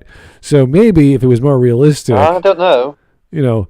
Whatever argument he wants to make, and then food is a scarcity, and now food has value. Now food is and you have to put down your shield and manually eat. Yeah. You need to press the tube button. There's a whole mini game for eating and whatever bullshit. You're like, okay, you could do that, yeah, but that would be tedious and stupid. You could, but why? Why'd you do that? Why'd you leave that? Why? Yeah, but here's the thing. Okay, so you've got to take. So when you're making the game, you've got to do the eater mechanic. So you've got to take people out of your team to make this eater mechanic away from a different part of the game. That's the problem. Like we keep saying, games have limitations. They can't do everything you could ever think of in a game. It's just impossible. Oh boy, here's Kyle Rocket. I just love how LD has been more quiet than Michael Myers the entire stream. I don't. LitDev is here to make me money just by his presence alone, apparently. So. That's it. Yeah, that's it. I don't have much to contribute with this whole idea. Like, what am I supposed to say? Okay, there isn't anything to contribute. There is nothing that he's actually saying that makes any kind of fucking sense. Yeah, it's literally come down to God. All this stuff. It's like, yeah, fast travel, mate. You'd miss all the stuff you're complaining about. That's it. Just use the fast travel. Just use it. Luke, Can we use the just fast travel. The fast travel. Can we just? That's like, No, that's the Holdo maneuver. It breaks slower. Every time you use fast travel, you do a Holdo maneuver and kill a hospital. But really, I think Dolphus is right. This is just, I hate open world games. I wish all games were like, insert whatever his favorite type of game is. Yeah, it's like. Do you think he's an Uncharted fan? Do you think he's a fan of Uncharted? Just Cause he showed it on the screen, so I'm assuming Just Cause is part of it. Because Just Cause is stupid. It's just a dumb game where you have a grappling hook that does anything. Yeah. So I guess he likes Infamous and Prototype. Yeah, for sure. Yeah. Because you can travel really quickly, like Spider-Man, and it's not Spider-Man. Yeah. Therefore, good. I want pictures of Spider-Man. Oh. So that's who you are. Spider-Man. Lastly, there need to be set spots. It was all a clever travel ruse. to and from. Being able to travel from anywhere to anywhere is a bit ridiculous, and it also renders other systems like encumbrance nearly useless. Fast travel. But you can't fast travel. Isn't that the thing? Being able to travel from somewhere to somewhere is a bit ridiculous. No, because that's how you travel to places. Okay, by But didn't you encumbrance, get there does in it the mean first place? Stamina, because encumbrance is usually like the inventory system of like having to carry stuff. Remember Shiny? He made an entire video about encumbrance and items, and you can't fast travel when you're encumbered. And he made the point. He did. He made the point where you have to leave your loot on the ground so you could fast travel to another place, so you could sell it, and then go back to the place you dropped your loot, so you could pick that up again. And he didn't like that. No, he didn't like it at all. He's The fast travel is where you've already been. So why is it ridiculous for you to be able to travel to somewhere that you've already traveled to? And oh look, the taxis that no one fucking uses. Yeah, I just... Because, okay, why would you pay someone to drive you to a place when you could go up to any fucking... Hell, you could go up to this taxi, pull the guy out of the taxi, and drive the taxi yourself. I feel like this image has meme potential of the guy in the taxi. I feel like you could put something in the mirror, like put like Shrek in the mirror. Put something on the screen there. Yeah, put something in the mirror. It's just some character or something. Someone looking take a screenshot of this and put a meme on Yeah. there. Just like, what the fuck? Well, you can also do stuff with the small screen that says the fairground ride. You don't like fast travel? Get out of my cab, infidel. But also the thing is, it's like, in real life, one of the few reasons why people take taxis is usually where they're going involves alcohol and they don't want to drive. Or, it's in a city, which it's much better to use public transportation in a city than to use your own. Well, you live in New York, you're taking a car. I mean, that's just common sense. That's a bit silly. No one walks around in New York. You always take a car everywhere. It doesn't matter how far. It's 2 blocks. Yeah, no, that's what I'm saying. It'd be a bit silly walking around. You'd have to take a taxi or a car. Yeah. Yeah. That's just New York. I'm sure it's different in other parts of the. No, it's like that. It's like that scene in Vicar of Dibley, where she gets a taxi across the street. I think it's an LA Story or Bowfinger. I can't remember one of the Steve Martin movies, where he hops in a car, and he's really really fed up, and he just goes two blocks next to the other house and walks in the house. Here's the thing: I don't like fast travel. It's coarse and rough, and it gets everywhere. All right, let's finish this off. We got 2 seconds. The whole encumbrance and stamina thing. It's like if you are walking normally, usually that doesn't use up stamina. I think he was confusing stamina and encumbrance. I remember I was going to say that. Usually just walking doesn't use stamina, and even then in the video itself, he went from somewhere which was day, and because time travel was time changed, it was night. In the video, right? I was going to say time moved forwards. If you guys remember storming in the first Mass Effect game, you could actually run really fast for about 2 seconds, and then it took 2 minutes to get all your stamina back for whatever dumb reason. It was called storming, and I asked a bunch of developers on the stream back in 2000 and I don't know the year exactly, when Mass Effect 2 was coming out. I said, well, there was storming in Mass Effect 1. Did you guys change that so you can do it longer? And he didn't really give me a clear answer. But that's when they turned the game from what it was into more of a third-person shooter, cover shooter, trying to be more Gears generic of War. cover shooter. Yeah, trying to be a watered-down Gears of War clone. And as you saw in Mass Effect 2, there is no... You just run. You just run everywhere. There's no... You don't have to worry about walking if you don't want to walk. You just can run anywhere. There's no stamina at all. And walking's gay. Walking is... Yeah, it took apart the open concept of having like those really cool grenades you could time and fire into the air in a straight line, and having static shields for soldiers. The hockey puck. It changed things up. So you get a different game when you start playing around with mechanics or removing mechanics. So if you were to take fast travel out of these games, you would have players be, oh God, I got to walk from here to there again. Oh, like, let me tape down the controller and go get a snack. You know, let me go to the bathroom. Yeah, it's gonna bore people. I do also remember. I know all roads with me seem to lead back to Star Wars Galaxies, but I do remember that in Star Wars Galaxies there was actually a button for long travels, which was so you'd press number lock, and it would just keep going forwards all the time, constantly. And so that's what you do in your speeder. If there was no shuttle port near where you were going, like say if it was a player city in the middle of nowhere, Tatooine, put number lock on or get in your speeder, number lock, wait 20 minutes, go make a sandwich or a cup of tea, and then you come back and you'll be at the city.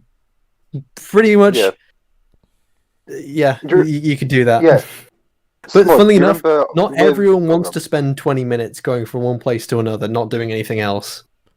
Yeah, in Mass Effect Andromeda, before we made the patch, you had to watch your ship travel everywhere, didn't you? Oh yeah, I remember that.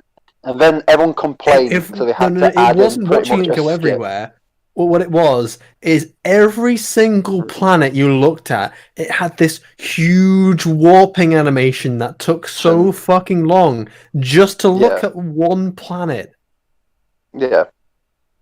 And then to also travel, so they made a skip button for it, so you could get there faster.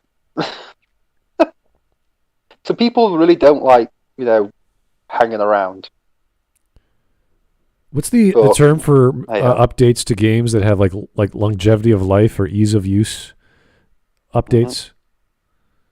Like they're just that term that it makes things better for people playing the game. Like, hey, fast travel would make sense, or skipping cutscenes would make sense, or skipping menus or animation cycles. It's like, just press the button to skip. Like these are nice things to have in a game. It's because we don't like traveling for hours and hours to get from like New York to Toronto or Ottawa to Montreal. Like we want to get there and do the fun thing. If there was fast travel in real life, do you think he'd be complaining? Oh my God! Everyone would forget the car industry. We'd be teleporting like Star Trek, all over the planet. Yeah. Well, it depends how expensive it is, I suppose. Sure, for sure. $350. Start off really expensive, but I mean, it's the same with energy sources. Like we have all these renewables that are slowly going down in price, and eventually we're going to start using solar power more. It won't be the most predominant energy source, but it will get there. And I've seen prices go that. Yeah. Efficiency will never change by much, but it's going to get there. So it's the same thing with tech. It's the same thing with prices. We're going to find different alloys, resources. We're going to have carbon fiber throughout our lives more in the future. And we just can't say, oh, carbon fiber, oh, it's so brittle, but so powerful. Like, oh, there's all these drawbacks. Like, it's like, yeah, they're getting better. Right now, they're not great, but they're getting better. So all these things that you don't like, you're going to wish they're still here for another 10 years. The same with gaming. All these mechanics you don't like, they make you have a better experience. So anyway, we got 20 seconds. Let's just keep going. Is not inherently bad, and in theory, it lets players approach a game at their own pace and in their own way. It makes games more accessible to more types of players, which is a good thing. I just wish it didn't come at the cost of making other parts of the game so damn tedious. It doesn't make other parts of the game tedious. It removes the tediousness. Wow. Which is why it's there in the first place. I can't believe he made that statement. I'm just like, wow. You fucked up your argument. Your argument was that it ruined other parts of the game. Not that it made it tedious, but that you didn't get to experience the world between the different areas. And oh my god, look at what fantastic area it is between the parts of the world. The argument is that fast travel is a crutch so that developers don't have to make the environments interesting. Well, that's the argument. That's not what I got out of it. That is the argument. But it's still silly. Most of them are still interested. They're still interesting, but they're not interesting like the 40th time. You know. But here's the thing. Like you just said, we're not interested the 40th time. There's only so much you can do in a game. Yeah, there's only so much you can do. Yeah. At the end of the day, the quests are going to be the main thing. Like, you want to get into the next quest. Anyway, fair enough. He fucked up his own argument. I don't even know. I don't think he knows what his argument is here, because he just said that fast travel made games more tedious rather than less. Well, no, that's what he means. When he says that, he means it means the developers don't make the game interesting, so they put in fast travel so that you can skip over it. No. He's saying that in the statement he just made, he said fast travel in games made games more tedious. He said it made the other parts of the game more tedious. How does fast travel make other parts of the game? Well, I'm just saying what his argument is. Yeah, I'm not saying I agree with it. I'm just saying the argument is that the developers don't put as much effort into this game because they put. Even if he's saying that they're using it as a crutch, that's what he means by that. The idea of fast travel is not making the game more tedious, which is because the whole design of it is to make it less tedious. Yeah, the whole design of fast travel is to make the game less tedious. You can't say fast travel makes things more tedious when it's the exact opposite. Yeah, I know, but he's saying like the world should still be. The in-game world would be more interesting if you didn't have fast travel, because you couldn't rely on it to take away the tedium of the world. Yeah, but his thing, you don't have to use fast travel. You don't have to use fast travel. You can see it. He's still bored by whatever's in the world. He's bored by everything in the world. Yeah, this is the problem. He's saying the reason the world is boring is because the developers. Yeah, but he's bullshit. No bullshit. He's just bored by the world. I think he just doesn't like open world games. I don't think he's a fan of open world games. And he, as a non-open world fan, is saying what open world games should be like. That seems to me. But the thing is, he's saying open world games shouldn't exist, really. They should be taken to the camp along with dating simulators and. I'll agree. Dating simulators should be, destroyed. That's a medium of games which we don't need. So all the open world dating simulators. So the entire Fate Stay Night series, all the Type Moon games that started off as dating sims, the entire half the industry of anime is gone. Yeah. But you can't say fast travel's made the world a bit less interesting when you've literally said there's loads of interesting stuff in, but I get bored by it, and it's like, well, yeah, other people might find this interesting. That's in the world. There's plenty of things to do in a lot of these games. Are you trying to tell me that Skyrim hasn't got a lot of stuff to do in the world that's interesting? There's so much stuff in Skyrim, you need a fast travel system to get to the good stuff. That's why you have it. Yeah. It's like even with Fallout, like Fallout New Vegas, Fallout 3, and even some of Fallout 4, there's still a lot of stuff in it. You could make the argument that you could have an entire other game just on traversing alone, and he needs that to make it more entertaining for him, because it's so big and it takes so much time, as opposed to just skipping things. Yeah. But then you'd have to design that. You'd have to build that. And that would take a whole lot of effort that doesn't make sense, because then you're doing 2 games, which is silly.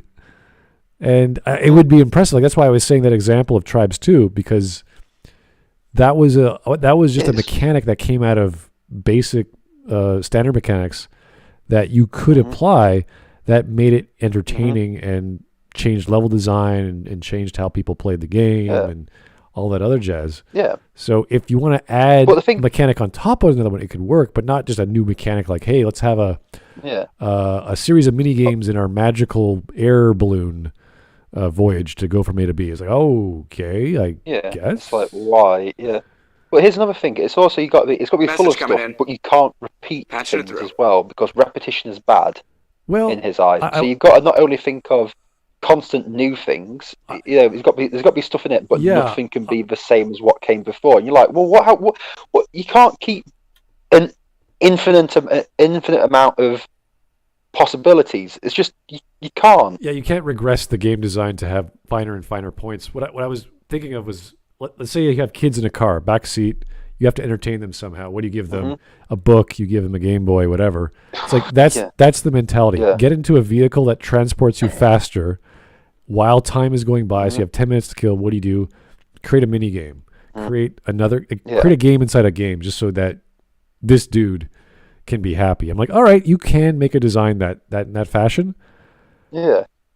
But that is a lot of effort.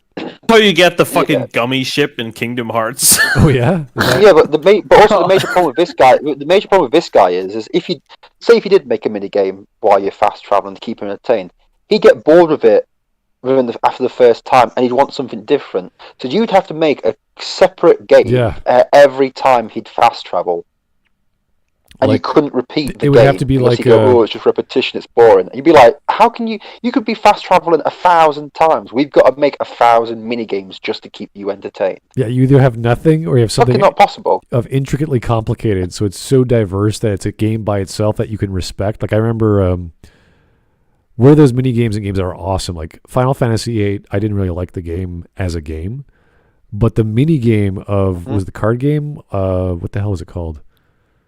Quattro something, but that was fun. Like that's a really well designed mini game. It was a collecting game, so if you win, you get an extra card that's better than the other cards. Like that was fun. So I would play that game just to play the mini game and to go to other places just to play the mini because to get new cards and keep going. Because the game itself was pretty stupid. The story was just ridiculous. So that was a great concept. So if you want to have its own thing, like designing like a game of chess, like a new game of chess. Like what does The Witcher have? The Witcher has that card game. What's it called? Gwent. Like that is that is such a good game. Remember, what was that? What was that game? Knights of the Republic. They had Pazak. Yo, that's a great game.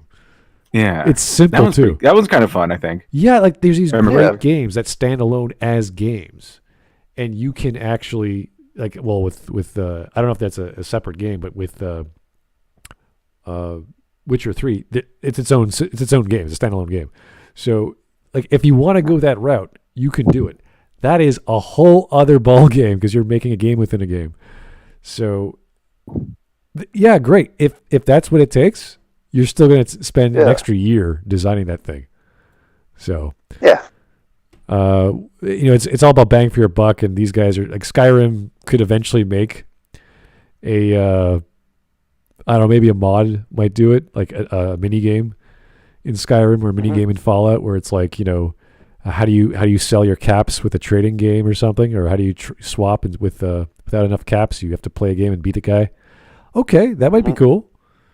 So yeah, but I've always been surprised there's never been some sort of after obviously New Vegas or something like a poker sort of game of gambling in any Fallout game. It always surprised me.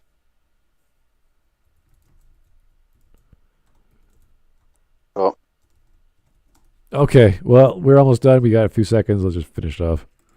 Yeah. Oh, he's done. It's over. Done. Oh. Da-da-da. Oh, is that it? That was 12 seconds of blackness, yeah. You didn't even say like and subscribe. I'm disappointed. Oh, my God. Oh, Alex Halo. But Shiny, you said Danganronpa was interesting. Oh, my God. It's not a dating game. He did. There is actually a dating aspect in... What is an anime game? It's an anime game. It's weird. There's a... you don't really see it. It's like it's like an end game thing. It's like after you've finished. because to me It's that's not really more important.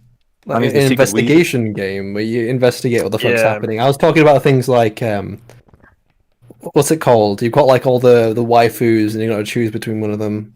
It's the famous one. Mark, I played it. Doki Doki. Oh, Donkey Doki, yeah. Doki Doki Literature Club. I played that one. Is that it? Smudboy loved that one. Smudboy told me how much he loved that game and how intriguing it was. I was also passing out.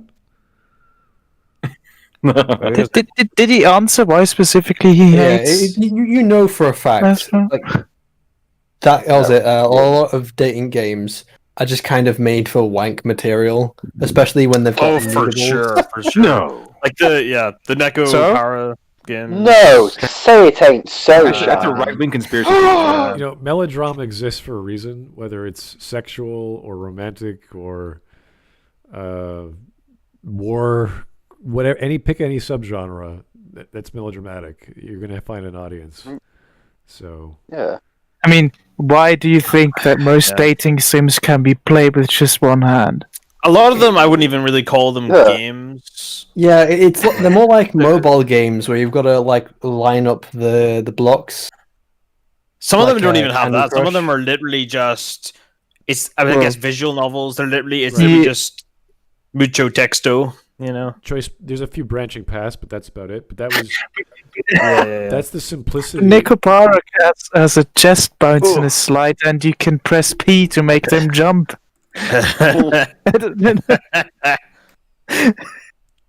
Donkey Kong Club. That's awesome. Can we not have any more games from videos from Razbuten? Or Razbuten. He has another one of mini maps if you want to do that. I know. It's amazing. It's only like 4 minutes long. He's fucking retarded.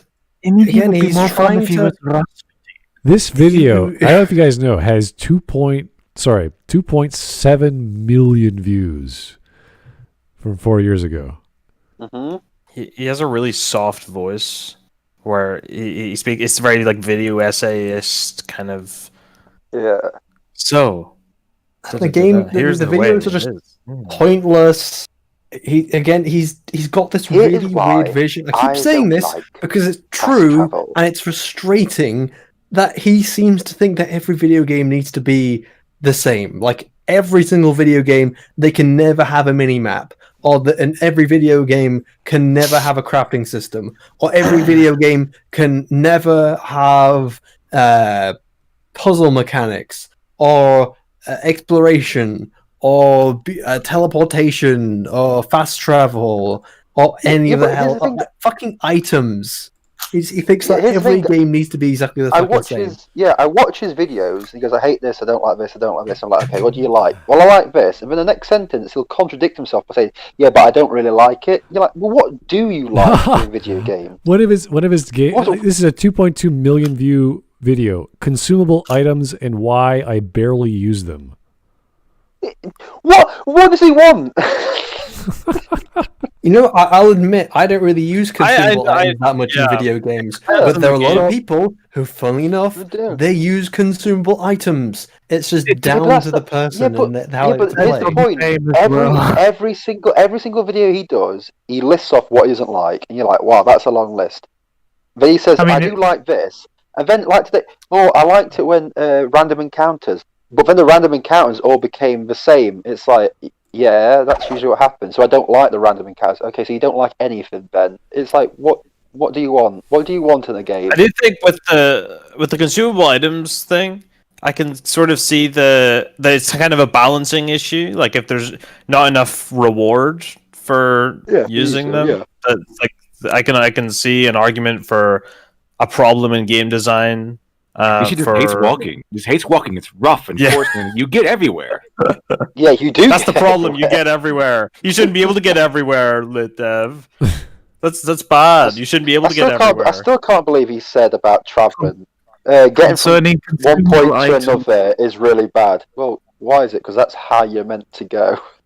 Oh my god! Every game, wait. Transportation is pretty basic. You either use a mount, or you walk, or you run. Just slow down. He has all these gaming videos, and one of them is what baking is like for someone who doesn't bake. And he's showing himself making a cake. Okay. I can't. Bake is I just like for someone who doesn't bake. What is? I just okay. What is this channel? Like, what is? It's Princess Bride, an inconceivable adaptation. What? What is it? Wait, what? What is he doing? The Princess Bride, inconceivable adaptation. Does he like anything? Does he actually like anything? Is there anything? I read the books. I watched the movie. They're pretty good. Oh, Harry Potter and the magic of a story. I'm just gonna say I'm not gonna watch. Dollface, you're joking. I'm not gonna watch any more of this guy's videos. Oh my god! There is no point. How Dungeons and Dragons makes you a better writer? No, Dungeons and Dragons makes you a better writer. Guys, you a DM? You're an amazing writer. Your imagination's amazing. Anything you think of is just. I just read another video by him, Avatar: The Last Airbender and the Art of Tear Bending. Oh my god, the games that got me through 2020, I wonder what they will be. Best of gaming for a non-gamer. Crafting is kind of pointless. Okay. The Harry Potter reality is like for someone who, oh my god, find me. All right, see the Harry Potter guys, if you want to be popular on YouTube, doesn't matter what the hell your content is, what you're saying, talk shit, or how you're doing it. What you got to do, have a very soft voice, speak relatively clear and loud, and just have fast cuts. Every single 2 seconds, do a cut. Just talk shit all the time. Oh my god. Harry Potter is a special series, and while the conversation around it has shifted to being about the bathroom habits of wizards, I want to look at what made people fall in love with Harry Potter in the first place. So join me as I look into Harry Potter and the magic of a story. Go eat a fucking dick. Gee, fuck off with that shit. Hour of Questions is also great. Legend of Zelda: Breath of the Wild, the Power of Questions. What? How? Oh, Game of Thrones, How Not to Kill a Character. He's halfway there. Oh yeah, this is Legend. Video games. What? Yeah. This is. What is this? What is this channel?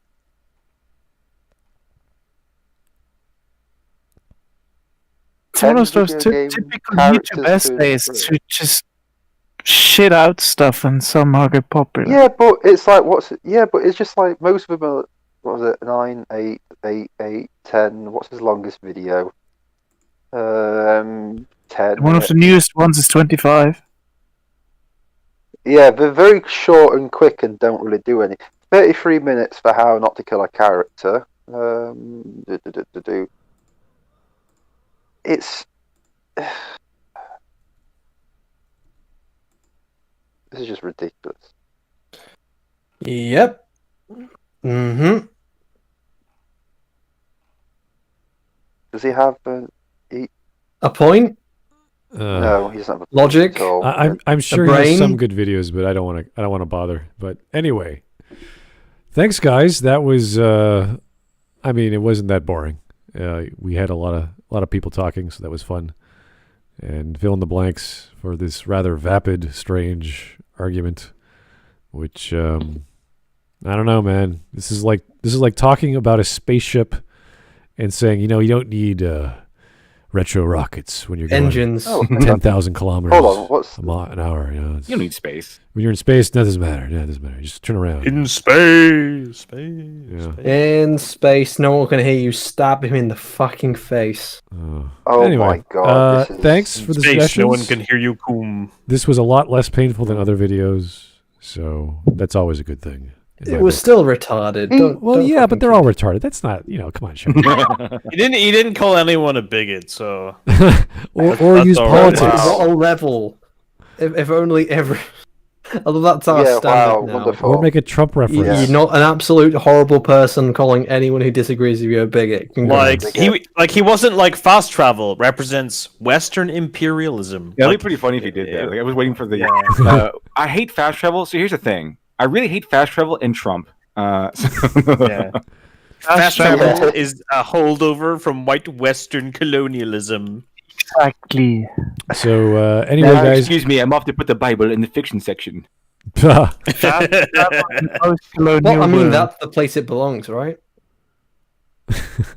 Anyway, guys, if you want to keep the suggestions coming, I'm going through about 4 days worth from January. So I'm slowly adding them. Keep them coming, and keep voting in the 5. I might have to make a 6th voting channel just because we have a backlog of stuff on the docket that we haven't gotten through yet. But we're trying to get through them. We might get to yours this year. We don't know yet, but if it's worthy, we'll all check it out. So keep them coming, keep voting, and we'll talk to you guys real soon. No more of these videos from this fucker, please. No, probably not. For the love of God. He's pretty much done. So thank you very much. Have a great night. We'll talk to you soon. Bye-bye.